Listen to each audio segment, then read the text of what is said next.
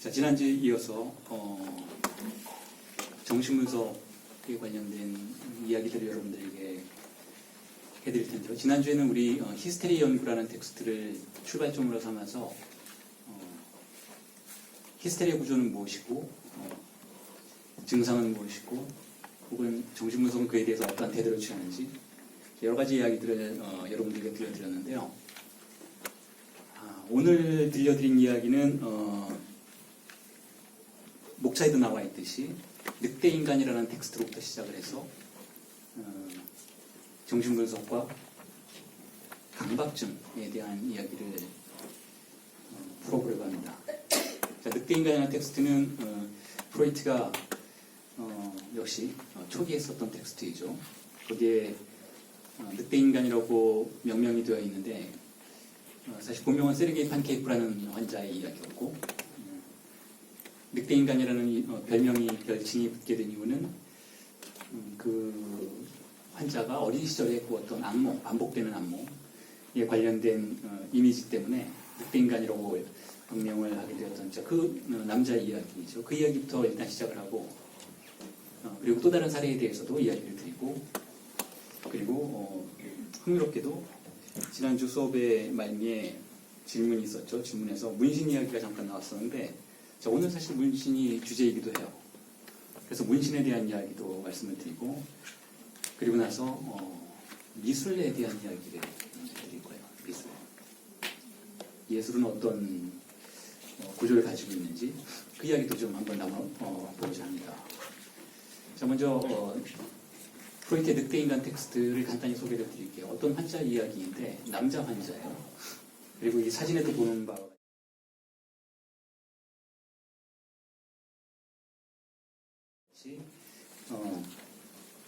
그렇죠. 100년 전 사람이죠. 더 이전 사람이죠.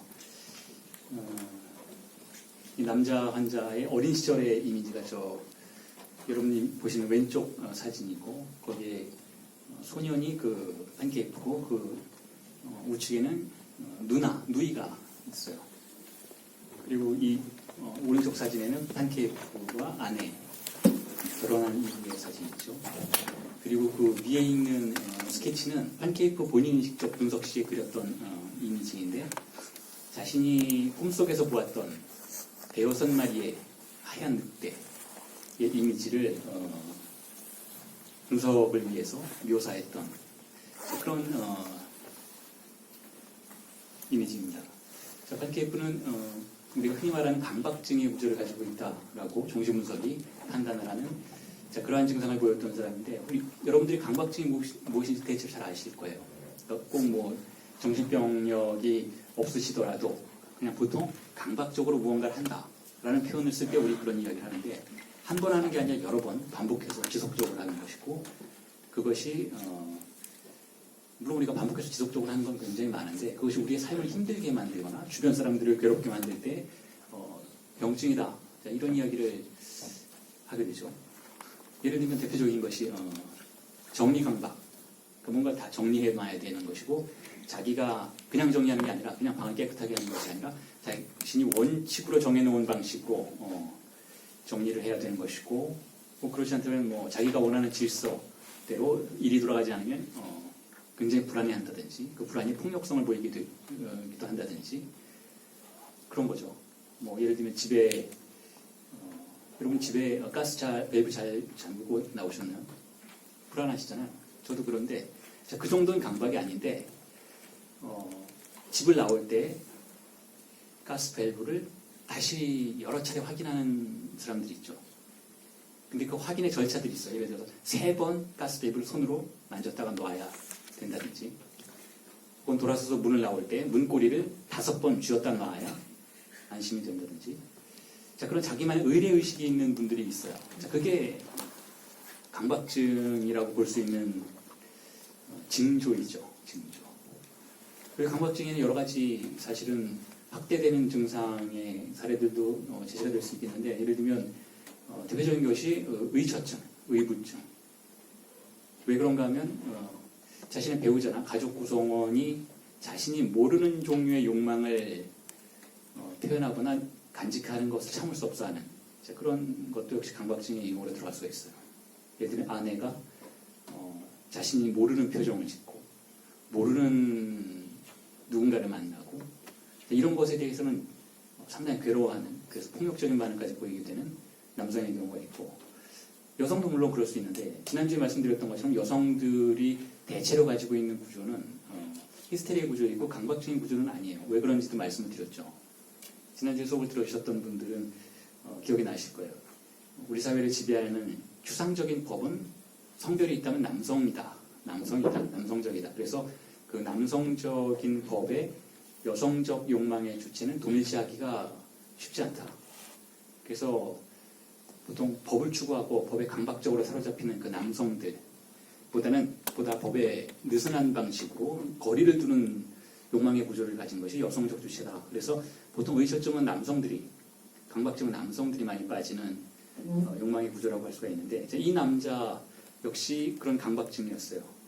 프로이트를 찾아봤을 때 이 남자가 보이는 이야기해 주었던 여러 가지 증세 중에 가장 전형적인 것이 길을 가다가 예를 들어서 거린을 만났을 때 그 거린이 역겹게 느껴지거나 더럽게 느껴졌을 때 어떤 특정한 단어를 몇 번이나 규칙적으로 반복해서 내뱉어야 한다든지, 혹은 그 이전에 잠들기 전에 소년이었었던 시절에 잠들기 전에 꼭 자신의 방에 걸려 있었던 십자가라든지 성화에 정확히 10번이라든지 혹은 몇 번이라든지 정확한 어떤 숫자를 반복해서 입 맞추고, 그리고야 안심해서 잠들 수 있었다는 그런 이야기들을 해주었죠.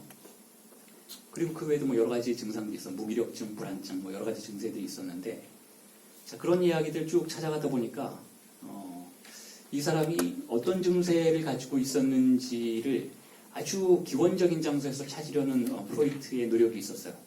다시 말해서 이건 지금 현재 어떤 불안 때문에 등장한 증상이기보다는 보다 근원적인 장소에서 보다 근원적인 원인으로 인해서 등장하는 병증이 아닐까, 이렇게 생각했던 것이죠.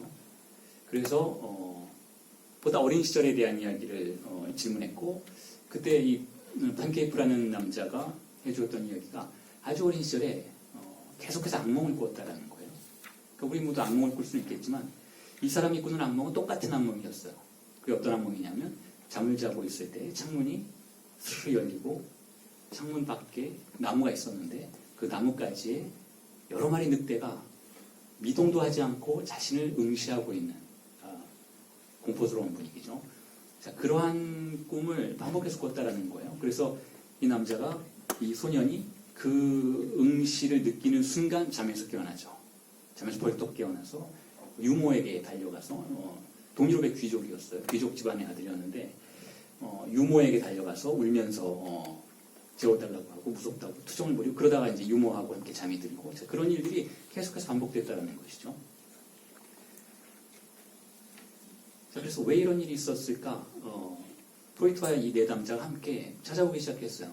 이 정신분석이라는 게 환자는 이렇게 가만히 앉아있고 분석가는 이야기하고 이런 구조는 아니에요. 함께 상의하고 이야기하고 탐사하는, 어떻게 보면 동지적 관계인 것이죠. 그래서 이 판케이프라는 사람도 아주 적극적으로 분석에 참여해서 자신에게 무슨 일이 있었는지를 찾아보다가 그 늑대의 꿈들이 어떻게 등장하고 어떻게 형성이 될 수 있었는지에 대해서 여러 가지 단서들을 함께 찾아냈어요. 그 찾아낸 단서들이 예를 들면 우리가 흔히 유럽 동화에 등장하는 늑대들, 그런 이야기들을 할아버지나 그 외에 다른 주변 가족으로부터 들었고, 혹은 그것이 아니라면 농장이 있었는데 농장에 늑대와 유사한 큰 양머리 개들이 있었고, 그 양머리 개들을 관찰하면서 두려움도 느꼈고, 혹은 그 일대에 실제로 늑대들이 돌아다녔다는 이야기를 듣고 공포를 느끼기도 하고, 그러한 여러 가지 재료들이 이 아이에게 들어왔어요. 그래서 악몽을 형성한 것이죠. 그런데 그 이야기를 쭉 들으면서 재료는 어떻게 사용이 됐었는지 대충 찾아낼 수 있었을 것 같은데, 재료 말고 왜 그 꿈이 등장하는가.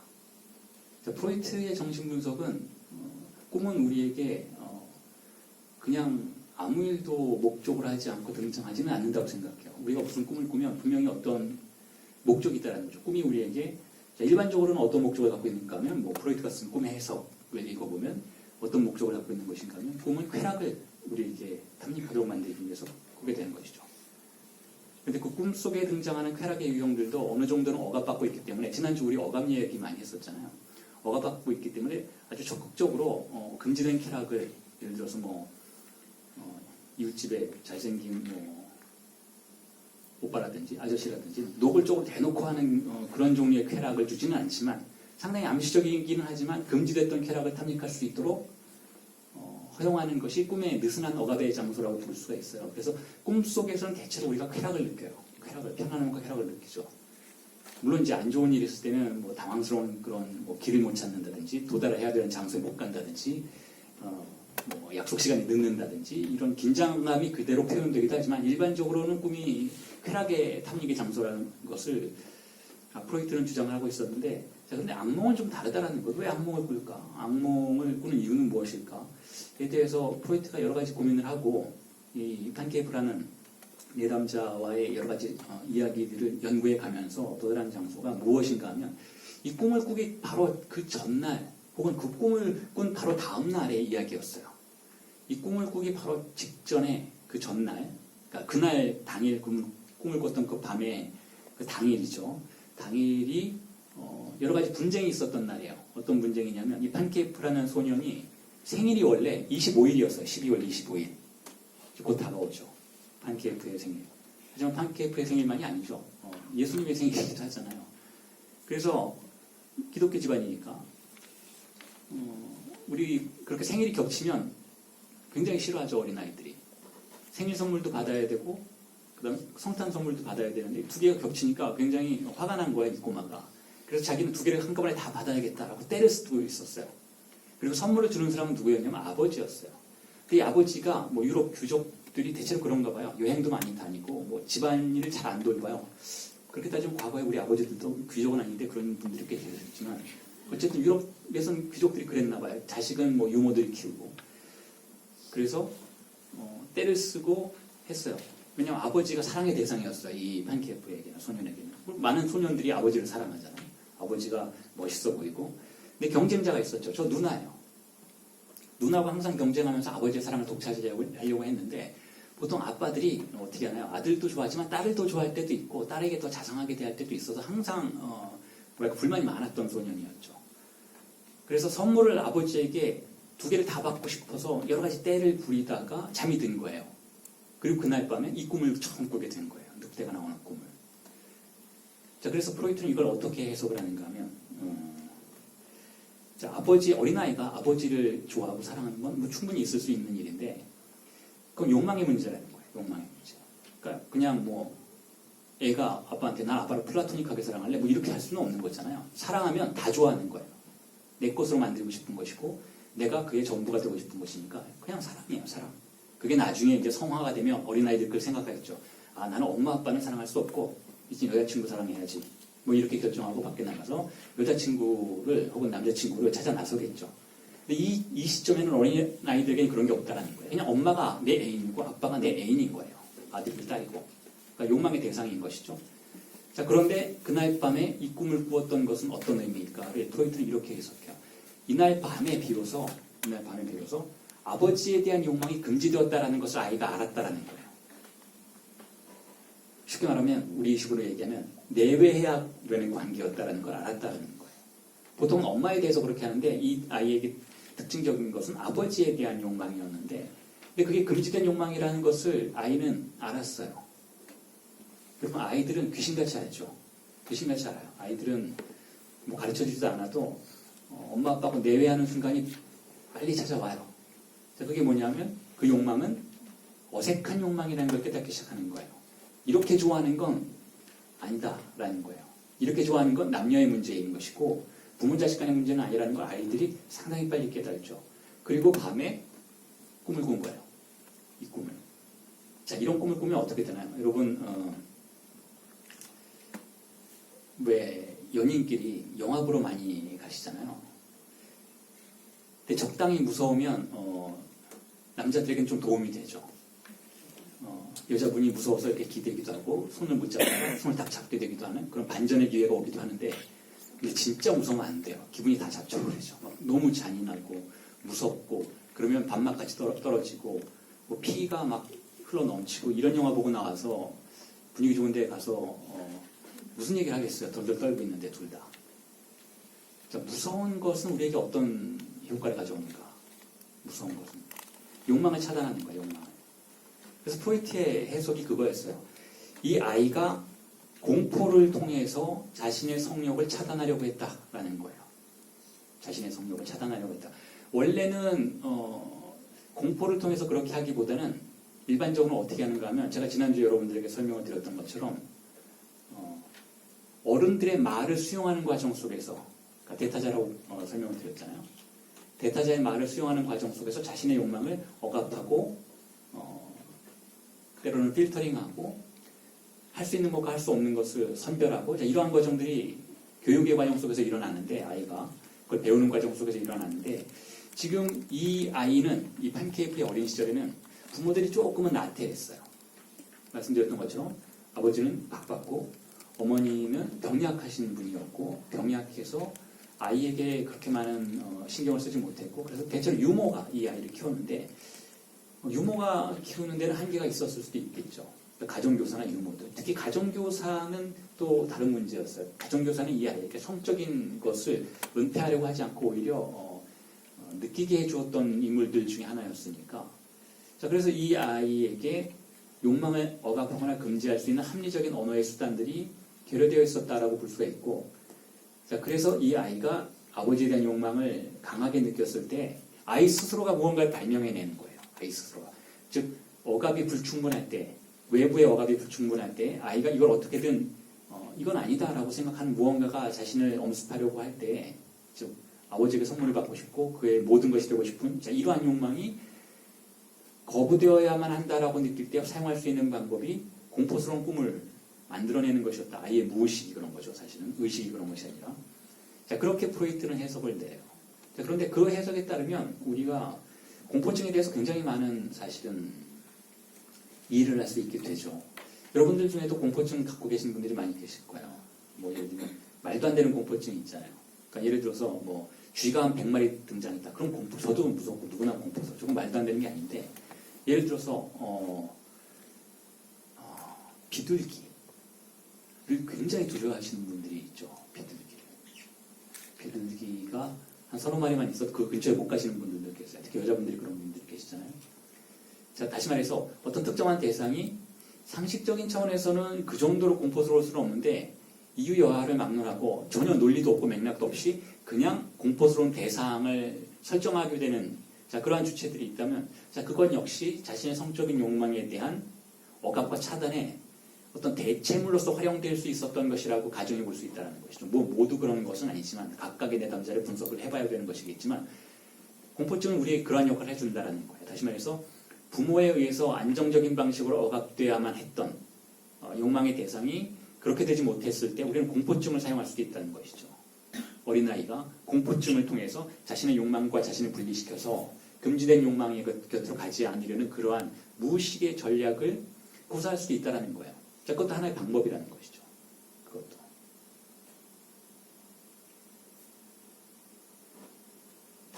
자, 그런데 이 공포증이 어떻게 극복이 됐냐 하면 어느 날 갑자기 이 꿈이 안 꾸어지게 돼요. 이 꿈을 꾸지 않게 되는데 그 시점이 언제인가 하면 어머니로부터 성경의 이야기를 듣기 시작하는 순간부터예요. 성경의 이야기.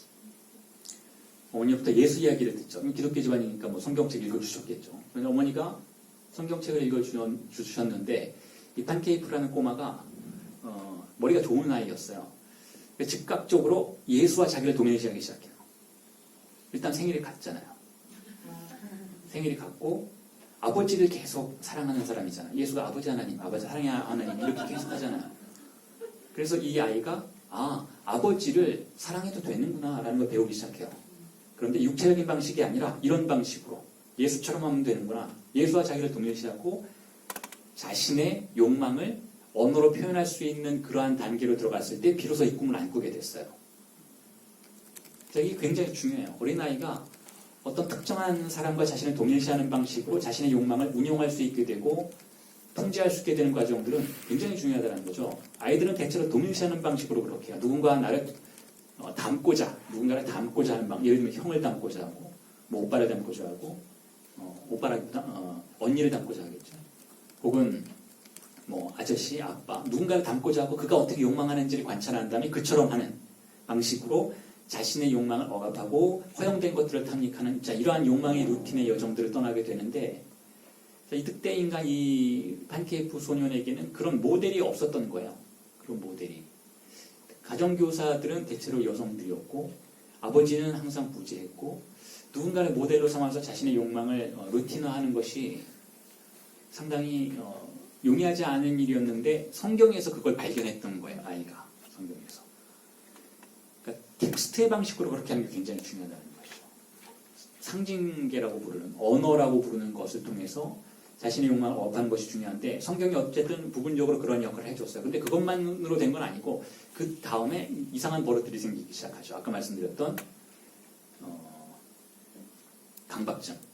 자기 전에 십자가에 10번, 성화상에 10번 이렇게 돌아가면서 사다리를 놓고 올라가야 될 정도로 높이 걸려있는 그림에다 입을 맞추고 그것이 의례 의식처럼 되는 것이고 그것을 하지 않으면 잠을 못 들 정도로 불안해하고 이러한 과정들을 이후로도 겪게 되고 그 강박증의 증세들이 여러 가지 방식으로 등장하게 돼요. 자, 이게 늑대 인간의 강박증이라면 강박증은 이렇게 정리해 볼 수가 있을 것 같네요. 강박증이란 뭔가? 강박증이란 욕망을 억압하는 하나의 방식인데 그 욕망의 억압의 방식이 자, 질서의 반복을 통해서 그렇게 하는 것이다 라면 이렇게 특별한 증상으로 자신의 욕망을 억압하는 환자의 사례들은 눈에 두드러지는 것이기는 하지만 자, 그럼에도 불구하고 우리 모두도 역시 강박증자라고 볼 수가 있다는 거예요. 우리 모두 역시 우리 자신의 욕망을 억압하는 강박증자들이라는 것이죠. 강박증적 경향 때문에 사실은 문명을 구축해냈고 강박증적 경향 때문에 충동을 억압할 수 있었고 그로부터 부분적으로 자유로울 수 있었던 것이라는 거죠. 자, 보세요. 우리 7시 30분에 딱 시작했잖아요. 이렇게 많은 인원이 딱 들어와서 강박증적인 거예요. 그리고 수업이 끝날 때까지 제 수업에는 휴식 시간이 없는데 대체로 얌전하게 계시잖아요. 여러분 다 강박증자들인 것인데 짐승들에게 그런 걸 시켜서 그러면 절대로 그게 되지가 않아요. 동물들은 그렇게 안 하죠. 인간은 그 정도로 자신의 충동을 억압하는 존재라는 거예요. 엄청나게 억압하는 존재라는 것이죠. 물론 억압했기 때문에 많은 것들을 우리가 획득하기는 했지만 또한 억압했기 때문에 많은 것들을 상실하기도 했고 또 고통스럽고 아프기도 하다는 것이죠. 자, 늑대 인간의 문제는 이렇게 한 개인의 개별적인 사례의 문제이기보다는 제가 지금 말씀드렸던 것처럼 문명이 어떻게 구성되는지에 대한 문제이기도 하다는 것이죠. 문명은 강박증을 통해서 자신을 구성해냈고 많은 것들을 생산해냈고 그리고 이 생산된 것을 우리가 누리면서 살아가게 된 것이긴 하지만 그럼에도 불구하고 우리에게 또한 어떤 종류의 한계를 가져다주고 그 한계 바깥으로 나가지 못하도록 하는 그러한 때로는 부정적인 역할도 한다는 거예요. 때로는 부정적인 역할. 그래서 지난주에 여러분들에게 말씀드렸던 히스테리적 구조와 강박증의 구조를 비교해서 설명을 드리자면 자, 이렇게 볼 수가 있어요.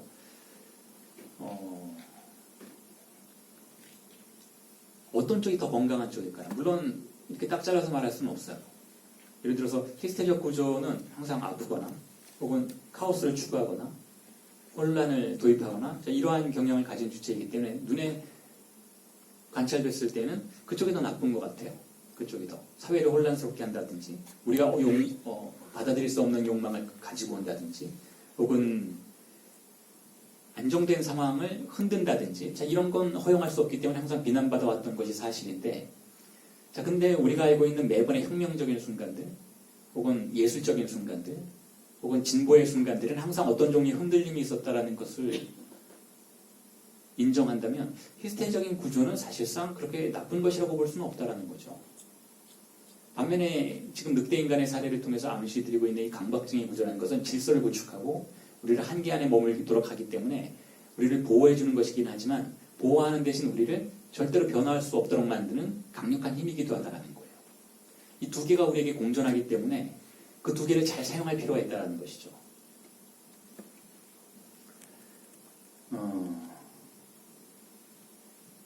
자, 그런데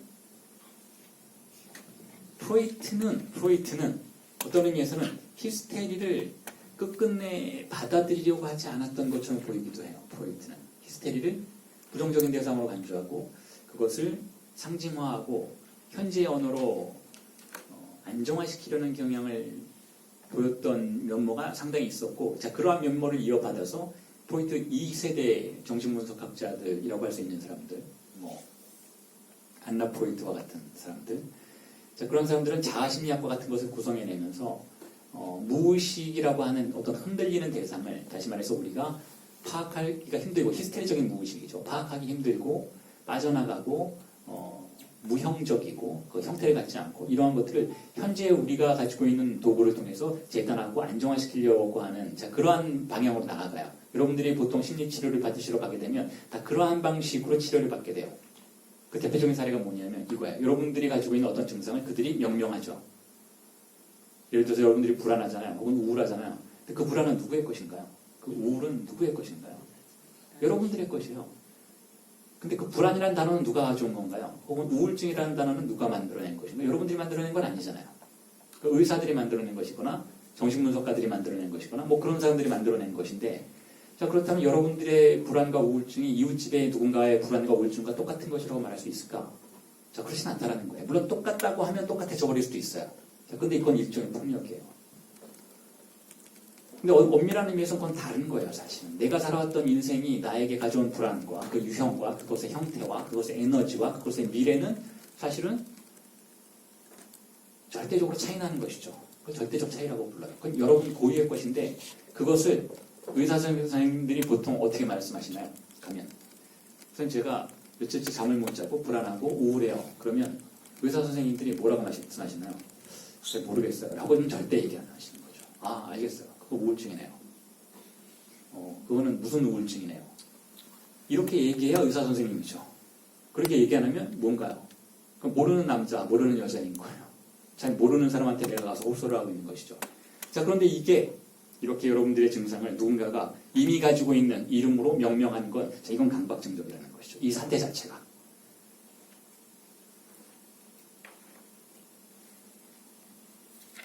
반면에, 자, 락강학파의 정신분석가들은,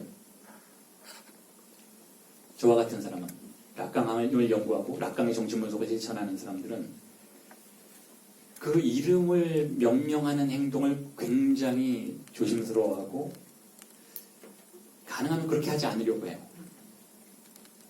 그 대신 내담자가 본인이 자기 자신의 우울에 대해서 스스로 이름 붙이고 그것에 새로운 이름을 발명해내거나 새로운 서사를 발명해내어서 자신의 불안과 우울을, 그러한 증상들을 본인의 것으로 돌려받도록 하기를 원하죠. 왜냐하면 그렇게 함으로써 하나의 인간은, 하나의 주체는 우리 사회가 속해 있는 고정관념의 세계에 온전히 함몰되어서 사라지는 대신 자신의 독자성을 주장할 수 있게 되고, 자신의 욕망의 독특함을 주장할 수 있게 되고, 자신의 증상의 독자성을 주장할 수 있게 되고, 남들이 하는 방식대로 향유하는 것이 아니라 자신이 만들어낸 방식으로 자신의 쾌락을 운영하고 그것을 즐기는 방향으로 나갈 수 있기 때문에 그렇다는 것이죠.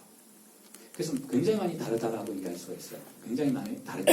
일반적인 심리치료와 락강학파의 심리치료는 전혀 다르다라고 볼 수가 있어요. 그래서 치료라고 부르지도 않아요. 왜냐하면 치료가 아니니까. 치료는 어떤 사람들에게 해주는 것인가요? 아픈 사람에게 해주는 거예요. 그러니까 비정상에게 정상으로 나아가도록 만들어주는 것이 치료인 것이죠. 비정상의 정상화. 어디서 많이 들어보셨죠? 그런데 락강학파는 이렇게 생각하는 거예요. 정상성이라는 개념은 권력의 원화라는 거예요. 누가 정상이고 누가 비정상이냐라고 결정하는 것은 권력을 가진 자들이라는 것이죠. 제가 지난주에도 말씀드렸잖아요. 정신병자를 우리는 비하하거나 폄훼하거나 그렇게 하면 안 된다는 거예요. 그들이 우리보다 열등한 존재가 아니라 소수일 뿐이라는 것이죠. 그들이 우리보다 더 나쁜 존재가 아니라는 거예요. 악한 존재가 아니라는 거예요. 위험한 존재가 아니라는 것이죠. 제가 그래서 지난주에도 말씀드렸잖아요. 누가 대량 학살을 하는가? 누가 수많은 사람들을 죽이는가? 정상인이라고 말하는 엘리트들이라는 거예요, 여러분. 속지 말라는 것이죠. 미디어에서 정신병자 하나가 등장해서 여러 명을 칼로 찌르고 말도 안 되는 일을 하다가 잡혀갔다고 해서 정신병자를 두려워하지 말라는 거예요. 우리가 두려워해야 할 사람은 최소한 1000명 단위로 죽이는 사람들. 누구예요? 엘리트들이에요. 지금 이스라엘에서 벌어지는 학살, 전쟁, 자, 이런 건 최고의 엘리트들이 수행하는 전쟁들인 거예요. 자, 핵폭탄은 누가 만드나요? 과학자들이 만들고 권력자들이 명령하죠. 정신병자는 그곳에 낄 수도 없어요. 전혀 위험한 존재들이 아닌 거예요. 그런데 우리가 정신병자들에 대해서 거부감을 느끼는 건 그들이 왜 죽이는지 모르는 거예요. 그들이 왜 그렇게 했는지를 설명을 못 받는 것이죠. 그래서 불안한 거예요. 근데 그건 아이러니예요. 설명을 하고 죽이면 그건 안 무서운 것인가?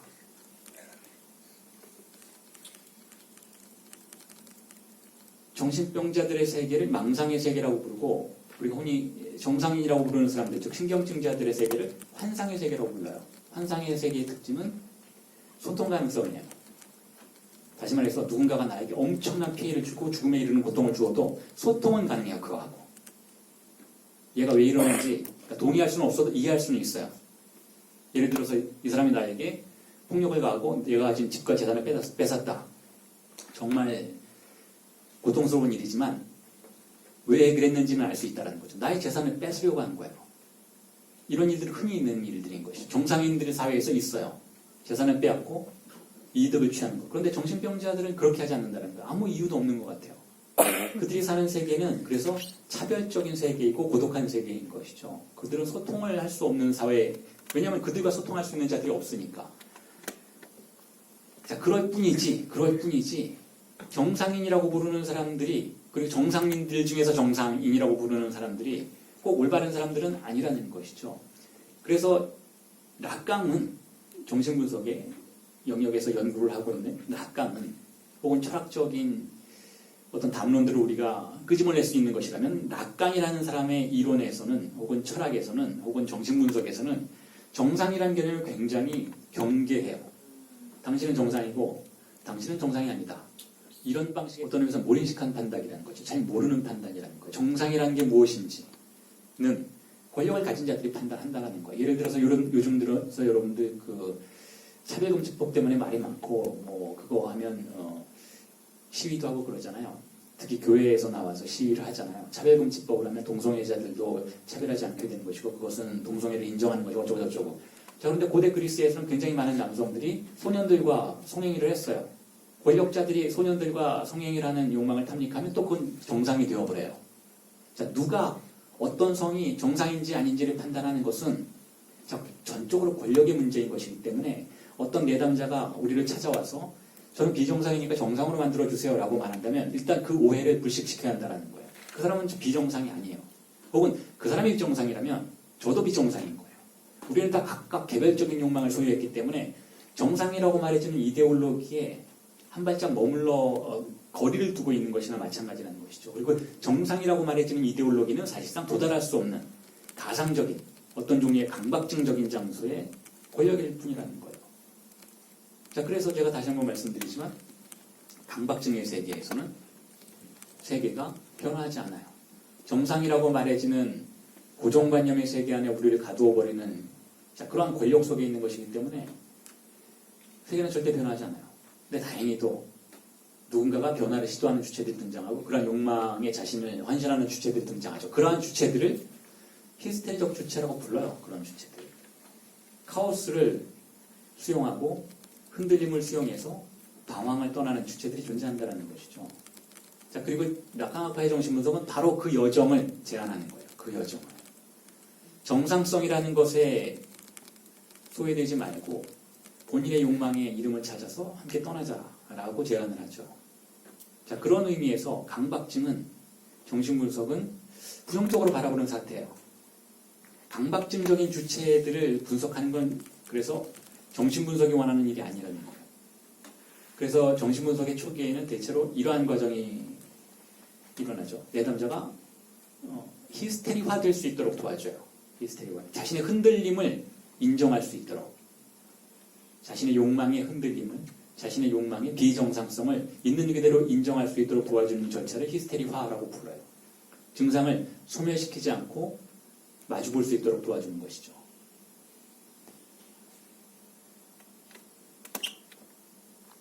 자, 그 다음 이미지를 보여드리면서 다음 사례를 말씀을 드려볼게요. 자, 이건 카린 미카일리스라는 어떤 동구권의 분석가의 한 여성 환자의 이야기인데 이 여성은 우울증 환자였어요. 우울증 환자였는데 이 카린 미카일리스라는 사람에게 오랫동안 분석을 받았었죠. 자, 그런데 이 여성도 어떤 면에서는 강박증적인 태도를 보였기 때문에 여러분들에게 오늘의 주제와 연결시켜서 소개를 해드리고 싶은데, 제가 락강의 인간학이라는 책에서도 소개를 했던 사례이고, 락강의 세미나 7에 등장하는 여성의 사례인데, 자, 이런 이야기를 이 여성이 들려주고 있죠. 이 정신분석가가 들려주고 있는데, 자, 이 여성이 오랫동안 분석을 받아서 우울증이 어느 정도 났어요. 근데 사실 우울증을 낫게 하는 건 그렇게까지 어렵진 않아요. 별 다른 행동을 하지 않아도 사실 우울증은 분석을 오래 받으면 대체로 안정이 되죠. 왜냐하면 누군가가 진심을 다해서 1시간 동안 자신의 이야기를 들어주는데 우울증이 호전되지 않으면 좀 이상한 거예요. 물론 진심을 다해서 들어줘야겠죠. 자, 그럼 우울증이 호전이 되죠. 그래서 호전이 됐어요. 그러다가 어느 날 갑자기 다시 우울증 발작이 와요. 분석을 찾아와서 뭐 울고불고 난리를 치는 거죠. 그래서 이야기를 들어봤더니 굉장히 황당한 사건이 있었던 거예요. 어떤 사건이냐면 이 여성이 결혼을 했는데 이 여성과 결혼했던 남편의 한 남자 형제가 화가였어요. 그래서 이 화가가 그리는 그림들이 많이 있었는데 팔리지는 않았나 봐요. 그래서 잔뜩 그 많은 그림들을 어디다 놓을 데가 없어서 이 여성이 살고 있는 집에 한 커다란 방에 걸어놨다라는 거예요. 그러니까 이렇게 걸어놓은 건 아니고 저보다 훨씬 많았기 때문에 뭐 어디 빈 공간이 하나 없을 정도로 가득 메우는 방식으로 그림들을 다닥다닥 걸어놨다라는 거죠. 그렇게 한동안의 시간이 흘러서 이 여성이 그 방 안에 들어가서 그림도 보고 뭐 어쨌든 익숙해졌나 봐요. 그런 상황과.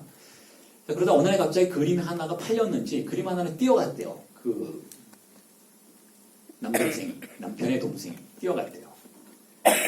자, 그때 우울증이 발작했다는 거예요. 그래서 얘기 들어보니까 이런 얘기를 해요. 그 텅 빈 벽이 굉장히 불안을 조장한다는 거예요, 자기에게. 그 텅 빈 벽이. 굉장히 그 텅 빈 벽을 잊을 수도 없고, 안 볼 수도 없고, 힘들어 했다라는 것이죠. 자, 그런데 우리도 사실 그런 경험 있어요, 여러분. 이사 가시면, 이제 아직 짐이 들어오지 않고 그런 상황이 있을 수 있잖아요. 뭐, 도배도 다 끝났고 했는데 아직은 여기 횡한 상태에서 그 안에서 한가운데 잠이 들면, 보통 학생 때 그런 경험을 하죠. 이사 가서 뭐 짐이 아직 안 왔는데 뭐 텅 빈 방에 횡하니 혼자 잠이 들면 자, 그 텅 빈 벽이 사실 우리를 상당히 불안하게 해요. 뭔가 문이라도 있으면 좀 따뜻하게 보일 텐데 그 텅 빈 벽을 가만히 보고 있으면 불안해져요. 제가 중학교 다닐 때 잘못을 하면 우리 담임 선생님이 벽 보고 1시간 있으면 이런 벌을 주셨어요. 근데 그게 굉장히 힘든 거예요. 벽을 또 면벽수도라고도 하잖아요. 얼마나 힘들면 벽 보고 있는 걸 고행이라고 하겠어요. 벽을 보고 있으면 별의별 생각이 들기 시작하는 것이니까. 벽에 무슨 문이라도 있으면 그거라도 보고 있을 텐데 텅 빈 벽은 사실 우리에게 상당한 흔들림을 가져와요. 자, 근데 이 여성에게도 그랬던 것 같아요. 그래서 이 여성이 이 공백을 참을 수 없어서 어느 날 이 공백을 메꾸려고 시도를 해요. 뭘로 메꾸려고 시도를 하는가 하면 그 전에 있었던 그림을 기억해내고 그것과 똑같은 그림을 하나 그려서 거기에 걸려고 하고 실제로 성공을 하죠.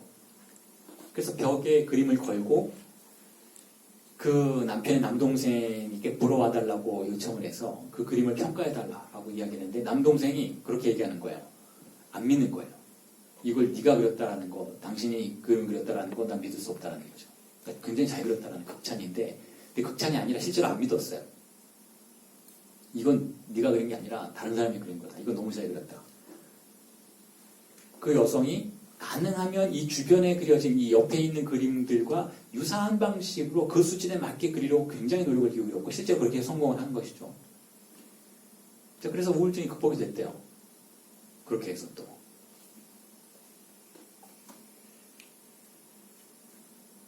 기이한 얘기죠, 여러분. 우리의 마음이 이렇게 기이해요. 정신분석을 연구하고 사례를 보고 실제 내담자를 만나고 하면 우리의 마음이 얼마나 말도 안 되는 것에 불안해하거나 말도 안 되는 공포에 휩싸이거나 하는지 이해할 수 있는데 자, 그런데 제가 이 사례를 여러분들에게 지금 소개해드리는 이유는 말도 안 되는 건 아니에요. 뭔가 목적이 있어요. 목적이. 강박증이라는 것을 설명드리고 문명이라는 것을 설명드리고 우리가 어떤 존재인지를 설명드리기 위해서 사실은 이 사례를 여러분들에게 제시해드리는 것인데 자, 우리는 혹은 이 여성은 이 세계가 일관되고 질서 잡힌 이미지로 가득 차 있기를 바래요. 근데 그 중에 어떤 한 부분이 누락이 되면 그때 우리는 강력한 불안을 느끼게 되는 거예요. 강력한 불안. 이게 강박증적 태도라는 거죠. 강박증적 태도. 예를 들면 여러분들 중에 뭐 자녀분들이 있으실 테니까 근데 애들 얼굴이 표정이 항상 똑같죠. 항상 게임하고 싶어하고 항상 나가놀고 싶어하고 사나이들은 항상 여자친구 생각하고 텔레비전 볼 생각하고 그 얼굴만 봐도 얘가 뭐 하는지 뭘 원하는지 대충 알잖아요. 용돈 받으러 오는 얼굴 보면 100m 거리에서도 그 걸음걸이부터 우리가 알아챌 수가 있잖아요. 자, 그런데 어느 날 알아볼 수 없는 얼굴을 한다. 자, 그런 경우가 있어요. 얘가 뭐에 홀렸는지 어디 갔다 왔는데 예를 들어서 뭐 이런 강연을 듣고 왔는데 도저히 알아볼 수 없는 일을 하는 거. 수능이 몇 주 앞으로 다가왔는데 알아볼 수 없는 표정을 한다. 자, 그럼 굉장히 불안해지죠. 자, 이게 이 여성의 사례와 유사한 경우라고 볼 수가 있어요. 우리가 알아볼 수 없는 어떤 것을 마치 우리는 그걸 텅 빈 것으로 생각해요. 왜냐하면 우리가 알아볼 수 없는 질서가 없다라는 의미에서 텅 빈 것, 없는 것이죠. 그런 표정으로 누군가가 다가오거나 그러한 상황이 우리 앞에 펼쳐지면 우리는 굉장히 불안해한다는 거예요. 우리가 알아볼 수 없는 어떤 사태가 등장하면 굉장히 불안한, 자, 그러한 것. 예를 들면 텔레비전 여러분 보세요. 텔레비전 요즘에 굉장히 편집 기술이 발달하잖아요. 그래서 웬만한 뭐 드라마나 예능 프로그램은 사실 뭐 어떤 헐리우드 영화 수준의 편집 기술을 보여주는 자, 그러한 이미지들을 우리가 안방에서 만나게 되는데 자, 그런데 여러분 텔레비전 보다가 침묵이 흐르는 시간이 있는지 한번 찾아보세요. 없어요. 예를 들어서 5초 정도 침묵이 흐른다. 그건 뭔가요? 그걸 방송사고라고 부르는 거예요. 뉴스 앵커가 이야기하다가 5초 동안 아무 말도 안 해요. 그럼 굉장히 이상해지죠. 굉장히. 예를 들어서 대담 프로그램이라든지 혹은 예능에서 어떤 사담을 나누는 프로그램이나 해도 혼자 뭐 왔다 갔다 하는 그 관찰 프로그램 말고 혹은 혼자 왔다 갔다 하는 관찰 프로그램도 혼자서 막 말을 하죠. 그 안에서. 집안에서 뭐가 그렇게 할 얘기가 많은지 혼자서 막 얘기하잖아요. 근데 만약에 토크쇼 같은 데서 진행자가 나왔는데 질문을 던졌는데 5초 동안 대답을 안 하면 그건 방송사고인 거예요. 다시 말해서 공란이 등장하는 걸 우리는 굉장히 두려워한다는 것이죠. 텅 빈 무언가가 우리가 알아볼 수 없는 무언가가 등장하는 것은 우리에게 위협으로 느껴져요. 그래서 우리는 그것을 촘촘히 메꾸려고 하는데 그냥 메꾸는 것이 아니라 질서 잡힌 방식으로 메꾸려고 한다는 것이죠. 질서 잡힌 방식으로. 다시 말해서 히스테리적인 상황을 용납하지 않는다는 거예요. 그게 우리가 살아가는 방식이라는 거죠. 우리가 살아가는. 자, 그리고 나서 여러분들에게 보여드리고 싶은 것이 자, 의태라는 기능인데 자, 이건 락강의 세미나 11에서 언급을 하고 있는 기능인데 의태 기능은 뭐 락강까지 하지 않아도 여러분 다 아실 거예요. 의태가 뭐냐 하면 일단 중학교 생물학 시간에 아마 그런 거 배우셨을 텐데 저도 너무 오래돼서 정확히 기억은 안 나지만 대충 이렇게 배웠어요. 예를 들어서 검은 공장지대에는 검은 나방이 많이 살아남고 눈이 많이 오는 지역에 혹은 뭐 하얀 벚꽃이나 이런 꽃들이 하얀 종류의 꽃들이 많은 정서에서는 하얀 색의 나방들이 더 많이 살아남고 그래서 보호색을 갖게 되는 거예요. 자, 이런 걸 의태라고 부른다. 대충 이렇게 배웠죠. 이 의태 기능에 대해서는 간단한 것 같지만 의견이 분분해요. 무슨 뜻인가 하면 자, 일단 걔네들이 지네가 알아서 바꾸는 건 아닌 것 같아요. 검은 공장지대에 가는데 나방들이 이제 오늘은 검은 공장지대니까 매연이 많으니까 일단 색을 바꾸자 하고 뭐 먹을 칠할 수는 없는 거잖아요. 그냥 그렇게 태어난 것이죠. 근데 그곳에서 그렇게 태어난 애들이 많이 번성하게 되고 예를 들면 흰 나방들은 많이 포식자들에게 새들에게 잡혀먹고 이러한 과정 속에서 더욱더 검은 나방들이 번식하게 되었다. 뭐 자연선택설이잖아요. 이렇게 설명을 할 수 있지만 실제로 그렇게 검은 매연이 많은 검은 공장 지역 혹은 뭐 벚꽃이 많은 그런 나무 흰 지역 이렇게 딱딱 구분되는 장소에서는 그럴지 몰라도 대체로 우리가 의태라고 말해질 수 있는 상황들을 발견하는 장소에서는 꼭 그렇지는 않다는 거예요. 꼭 그렇지는 않다는 거죠. 눈에 잘 띄는 어떤 개체들도 나름의 다른 방식으로 살아남을 수도 있고 눈에 잘 안 띄는 개체들이 또 다른 이유 때문에 많이 잡혀먹을 수도 있고 그래서 의태라는 것이 물론 자연 선택에 의해서 그것을 설명하는 과정들이 충분히 합리적인 것은 사실이지만 언제나 맞아떨어지는 개념은 아니다 라고 락강은 이야기를 하는데 락강이 그 이야기를 하면서 진짜 하고 싶은 얘기는 무엇이었냐면 우리 모두의 문제였던 거예요. 우리 모두 역시 일종의 보호색을 가지고 의태적인 기능 속에서 살아가는 것 아닌가. 물론 락강은 이 이야기를 응시라는 개념을 설명하기 위해서 그렇게 하는데 응시라는 개념을 제가 조금 뒤에 설명을 드리도록 하고 일단 이렇게 말씀을 드려볼게요. 우리는 흔히 그렇게 생각하잖아요. 튀지 않게 살고 싶다. 튀면 어떻게 되나요? 튀면 사실은 불안해져요. 튀면 불안해지는 거예요. 일단 튄다라는 것은 남들과 다른 방식의 욕망을 추구하고 남들이 하는 대로 하지 않고 우리 사회 고정관념이 우리에게 규정한 방식대로 삶을 살아가지 않고 자 이럴 때에는 우리가 불안해지기 시작한다는 거죠. 그래서 우리는 자발적으로 남들처럼 살려고 해요. 근데 그게 사실 굉장히 효과적인 방법이기는 해요. 잘 모를 때는 남들처럼 하라 뭐 이런 얘기 있잖아요. 어디 갔는데 상황을 잘 모르겠어요. 그럼 남들 따라하는 거 남들이 줄 서는 데 가서 줄 서고 남들이 몰려가는 데 가서 뭐라고 남들이 하는 방식으로 말을 하면 일단은 그 사회에 적응할 수가 있는데 자 이게 일단은 우리가 이 세계에서 살아남는 방식인데 자 이건 의태 기능과 비교해 볼 수 있다는 거예요. 의태 기능. 일종의 보호색을 갖는 기능과 비교해 볼 수 있다는 것이죠. 우리는 일종의 보호색을 갖고자 한다는 거예요. 근본적으로 방어적이라는 것이죠. 그런데 이러한 의태 기능이 일어나는 최초의 단계는 사실은 성인의 단계라기보다는 어린아이의 단계예요. 여러분 어린애들은 귀신같이 따라하죠. 어른들이 하는 게. 어른들이 말하는 투, 어른들이 뭐 밥 먹는 행동, 모든 것, 욕망하는 방식, 모든 걸 따라해요.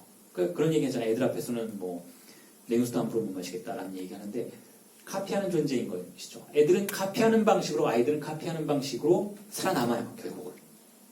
욕망의 세계에서 살아남죠. 그게 의태 기능과 비교해 볼 수 있다는 거예요. 즉 자신의 욕망이 일반적이고 보편적인 것으로 만드는 과정 속에서 자신이 이미 가지고 있었던 충동의 위협으로부터 자신을 스스로 지킬 수 있었다라고 할 수 있습니까? 자, 그게 의태 기능이라면, 의태 기능은 인간에게 문명을 가져다 줄 수 있었던 하나의 순기능이라고 볼 수가 있어요. 우리는 의태 기능을 통해서 보호색을 갖게 됨으로써 결국은 공동체에 편입이 되고 공동체 내에서 살아남을 수 있었다는 거죠. 타인의 시선이라는 그러한 공격적인 어떤 힘에 대해서 우리 자신을 방어하기 위해서 우리는 근본적으로 의태라고 부를 수 있는 반응을 보이고 있다는 거예요.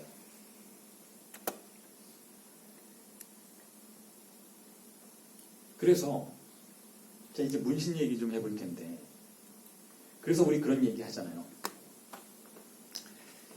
문신 이야기하면 보통 이제 타투하는 분들이 그런 얘기하죠. 옛날엔 다들 문신했다. 오히려 문신이 자연스러운 것이었다.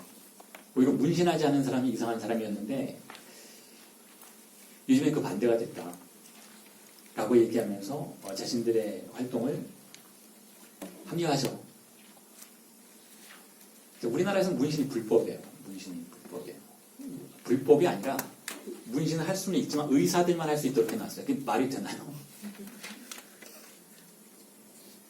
제가 의사들하고 가끔 만나게 되면 그림자에 그린 의사를 별로 본 적이 없기 때문에 의사에게 문신 받고 싶은 생각은 조금도 없는 것 같아요. 자, 그런데 왜 우리나라에서는 문신을 불법으로 했을까? 유교적인 사 그렇죠. 뭐 부모님이 주신 신체를 훼손시키면 안 된다. 그런데 부모님이 주신 신체를 왕을 위해서 목숨을 걸고 싸우도록 만드는 것도 괜찮은 거죠. 그렇게 부모님이 주신 신체를 과거의 정부는 별로 보호해주지 않았죠. 자보다 고문도 하고 그랬으니까. 제가 너무 극단적으로 이야기를 뒤집어 버렸나요? 자, 문신에 대한 이야기를 하는데 자, 그들 말이 맞아요. 사실은 문신은 아주 오래전에는 굉장히 자연스러운 일이었고 지금도 부족 생활하는 우리가 소위 말하는 원시 부족의 삶을 여전히 이어나가고 있다라는 사람들을 찾아가 보면 다들 문신을 하고 있어요. 근데 문신은 지금 우리가 생각하는 어떤 개성의 표현이라든지 자기 자신의 뭐 지난주에도 제가 말씀드렸던 것처럼 수액의 표현이라든지 이런 것 때문이 아니라 공동체에 귀속되는 표지인 것이죠. 그래서 문신하는 게 굉장히 중요한 일이에요. 문신을 아무나 할 수도 없는 거고 그 문신을 하면 이 사람은 이 아이는 공동체의 일원이 되는 것이기도 하고 성인이 되는 것이기도 하고 뭐 그런 어떤 여러 가지 재래의식들을 과거에는 우리가 가지고 있었어요. 그래서 우리가 과거에 그 매장되었던 미이라들을 발굴하면 문신된 미이라들이 굉장히 많아요. 자, 그런데 이 문신이 결정적으로 사라지기 시작한 시점이 어디였을까를 관찰을 해보면 아주 흥미롭게도 전제 국가가 등장하면서 강력한 국가 권력이 등장하면서 문신이 사라지기 시작해요. 그러니까 부족 사회에서는 아직도 문신이 존재하는데 전제 국가, 강력한 권력을 가지고 있는 국가 권력이 등장을 하면서 문신이 사라지기 시작한다는 것이죠. 그 얘기는 왜 그럴까요? 왜 그럴까요? 국가가 우리를 실제로 일일이 수고스럽게 문신하지 않아도 파악할 수 있다는 뜻이에요. 국가의 권력이 강력해졌고 국가가 시민들을 지배하는 다양한 제도들을 발명해내면서 굳이 문신하지 않아도 무형의 문신을 할 수 있게 되었다는 것이죠. 예를 들면 호족등본, 주민등록 이런 것과 마찬가지로 아주 세세한 부분까지 우리의 삶을 통제할 수 있게 되었을 때 문신을 더 이상 필요로 하지 않았다는 거예요. 그 얘기는 뭐냐? 보이지 않는 문신들이 스며들기 시작했다는 것이죠. 그 대표적인 사례가 국가가 우리의 성욕을 어떻게 통제하는가에 대한 관찰인 거예요. 여러분, 국가가 우리의 성욕을 통제하는가? 어떻게 생각하시나요? 통제하죠. 예를 들면, 여러분들 결혼하신 분들은 그런 경험이 있으실 거예요. 신고를 해야 한다라는 경험. 혼인신고라는 걸 해야 한다. 근데 한 번도 여러분들이 그런 질문 안 해보셨을 것 같아요. 내가 왜 이걸 해야 되나? 내가 결혼하고 내가 누군가와 만나는데 왜 그걸 국가에 신고를 해야 되나? 라고 생각해 보신 적 없나요? 그 정도까지 반항적이시지는 않아요. 예를 들면 이제 이러한 제도를 가장 정교하게 발달시킨 최초의 나라가 프랑스예요. 지금 우리가 하는 뭐 혼인신고제도 이런 모든 것들이 사실상 프랑스 혁명기에 혁명정부가 만들어낸 다양한 테크닉들이 그대로 전수받고 있어요. 예를 들면 프랑스에서 혁명이라는 건 어떤 뜻, 뭐 좋은 의미도 있죠. 프랑스 혁명은 민주주의의 국가 체제를 최초로 실현하고자 지식인들과 그렇죠. 어떤 국가 권력에 대항하는 사람들이 모여서 혁명을 일으켰다라고 볼 수도 있고, 동시에 그 근대 국가 권력이 출현했다라고 볼 수도 있어요. 부르주아하고 일단의 정치 세력이 결탁해서 근대 국가의 형태를 실현했다라고 볼 수도 있는데, 그 프랑스 혁명이 있기 이전에는 어떤 식으로 결혼을 했는가 하면 교회에 가서 했어요. 성당에 가서. 그러니까 성당에 가서 결혼해야 결혼하는 거였어요. 그게 무슨 뜻인가요? 우리의 성욕을, 그렇잖아요. 성욕이잖아요, 여러분. 결혼이라는 건 성적인 욕망의 가장 안정적이고 허용된 방식의 표현의 장소인 것이니까 그것을 가톨릭이 주관했다는 거예요. 가톨릭이 장악하고 주관했다는 거죠. 그리고 그러한 가톨릭의 세력에 대항해서 등장한 혁명 세력은 가톨릭으로부터 모든 권력을 박탈시키고, 교회 가서 결혼하는 건 아무 의미 없다라고 규정하고 시청에 가서 결혼을 하도록 하죠. 시청에 가서. 프랑스에서는 시청에서 결혼해야 돼요. 안 그러면 결혼한 게 아니에요. 시청에 가서 시장님이 결혼 선서를 하고 프랑스의 국가 법령을 선포해 주어야 그 사람은 결혼한 거예요. 자, 그럼 근데 그렇게 생각할 수 있잖아요. 프랑스라는 뭐 파리가 그렇게 작고 시장님이 하루 종일 그 일을 할 수 있나? 라고 생각하잖아요. 근데 구별로 구청장에 해당하는 사람들이 해주고, 그리고 또 결혼 선포만을 담당하는 그 구청장이 밑에 직원들이 있어요. 파리 같은 경우에는. 근데 그 외에는 대체로 다 작은 도시들에는 대체로 다 작은 도시들인데 프랑스는 시장님 직접 해주세요. 시장님 직접 결혼 선포를 하고 해주세요. 저도 프랑스에서 결혼했는데, 유학 중에 결혼했는데 시장님이 나오셨어요. 그 시장님이 공산당 출신 의원이었어요. 그래서 공산당 할아버지가 우리의 결혼을 선포하고 해주셨죠. 저는 굉장히 재밌었는데 더 재밌는 건 이 할아버지가 시장님이 점심을 먹고 했는데 점심 먹을 때 포도주를 많이 먹어요. 프랑스 할아버지들은. 그래서 거의 취해갖고 졸면서 해주고 뭐 굉장히 에피소드가 나름 많은데 거기서 저는 그런 생각을 했죠.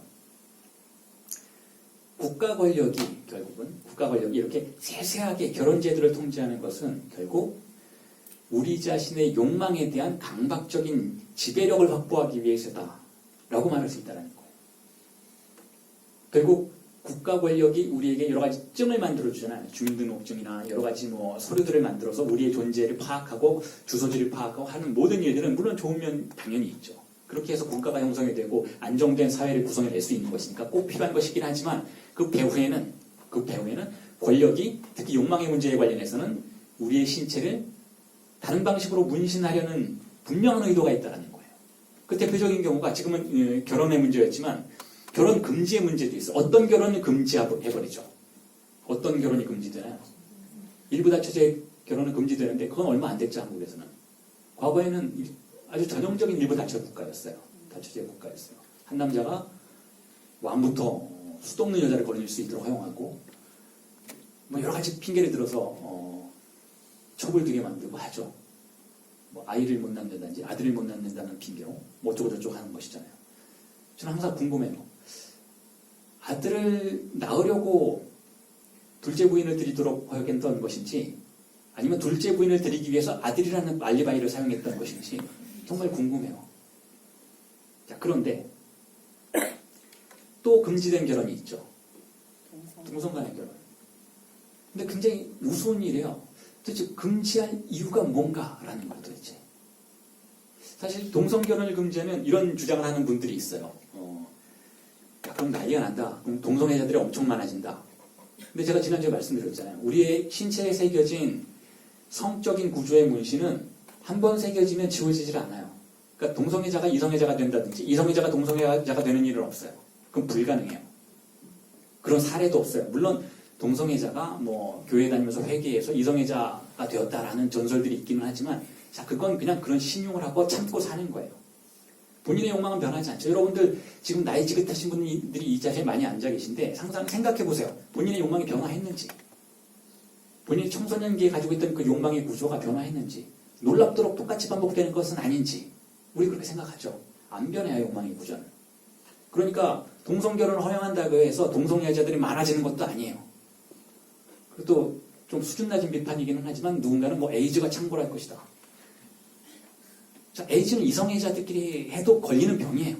그러니까 아직 섹스를 금지해야지 뭐 에이즈 때문에 동성애를 금지한다는 건 또한 말이 안 되는 것이잖아요. 그런데 왜 금지할까요? 국가가 정상성이라고 규정해놓은 이미지의 형태 안에 욕망이 들어와서 머물도록 하는 거예요. 그것 외에 국가가 정상이라고 말해지는 것의 외부로 흘러나가는 욕망에 대해서 철저히 통제하려고 한다는 것이죠. 그런 의미에서 국가가 우리에게 강력한 문신을 행사한다라고 볼 수가 있어요. 자, 그럼 거꾸로 돌려서 말한다면 결국 우리의 신체에는 남김없이 문신당한 그러한 이미지를 상상해 볼 수 있다는 것이죠.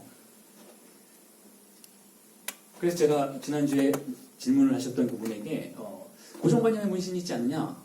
선생님의 신체에는 라고 말씀드린 것은 폄훼하는 표현이 아니에요. 이 고정관념은 사실은 우리 모두가 가진 것이고 우리 모두를 지탱해주는 것이기도 하고 동시에 우리 모두를 꼼짝 못하게 만드는 무형의 문신인 것이죠. 자, 그게 우리가 가지고 있는 관념들을 고정시켜주는 힘이라는 의미에서 고정관념이라고 제가 부르는 것인데 자, 그게 우리를 지배하고 있다는 거예요. 그게 우리를. 그런데 그 지배가 완전히 성공하지는 못해요. 왜냐하면 지난주에도 말씀드렸던 것처럼 그 고정관념이 우리를 지배하는 방식은 자, 프로이트와 라깡의 이론에 근거한다면, 의존한다면 언어적인 방식이에요. 언어가 우리에게 스며들어와서 우리의 욕망을 장악해요.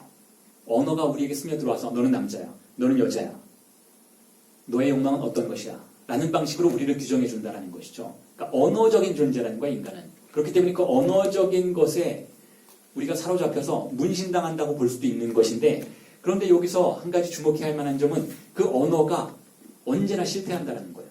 왜냐하면 우리 신체는 언어가 아니니까. 우리의 신체를 타고 오르는 충동과 주입상스라고 부르는 그것은 그 쾌락의 흐름들은 이질적인 거예요. 언어에 대해서는. 신체는 신체고 언어는 언어인 거예요. 근데 언어가 신체를 지배하려고 하다 보니까 오작동이 발생하는 것이죠. 그 오작동이 발생하는 지점을, 즉 문신이 제대로 안 되는 지점이 있다라는 거예요. 자꾸 지워지는 부분들이 있다라는 것이죠.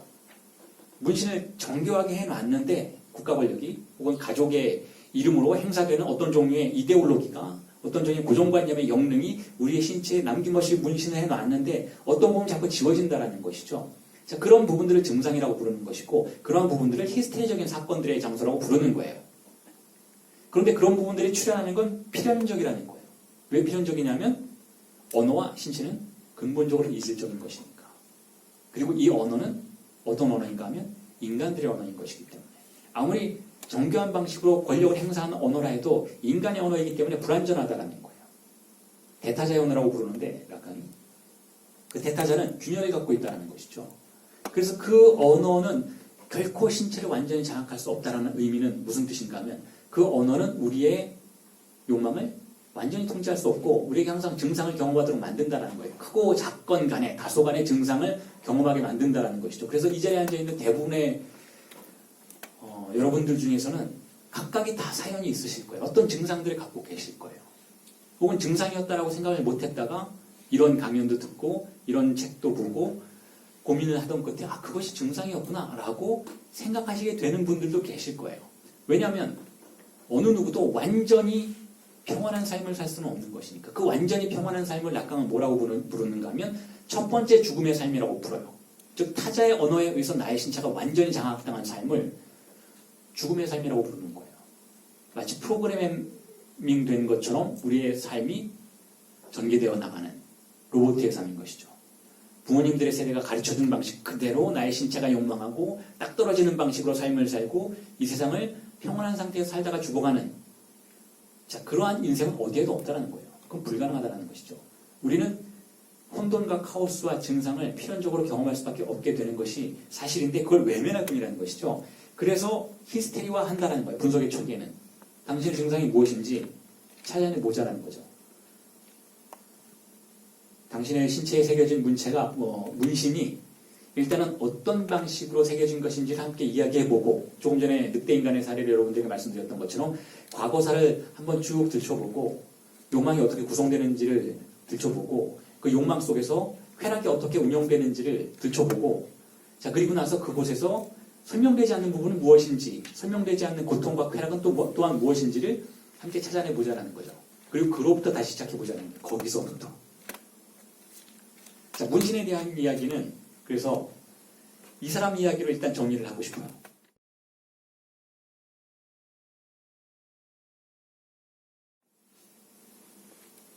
굉장히 신기한 분 한 명을 소개해 드릴게요.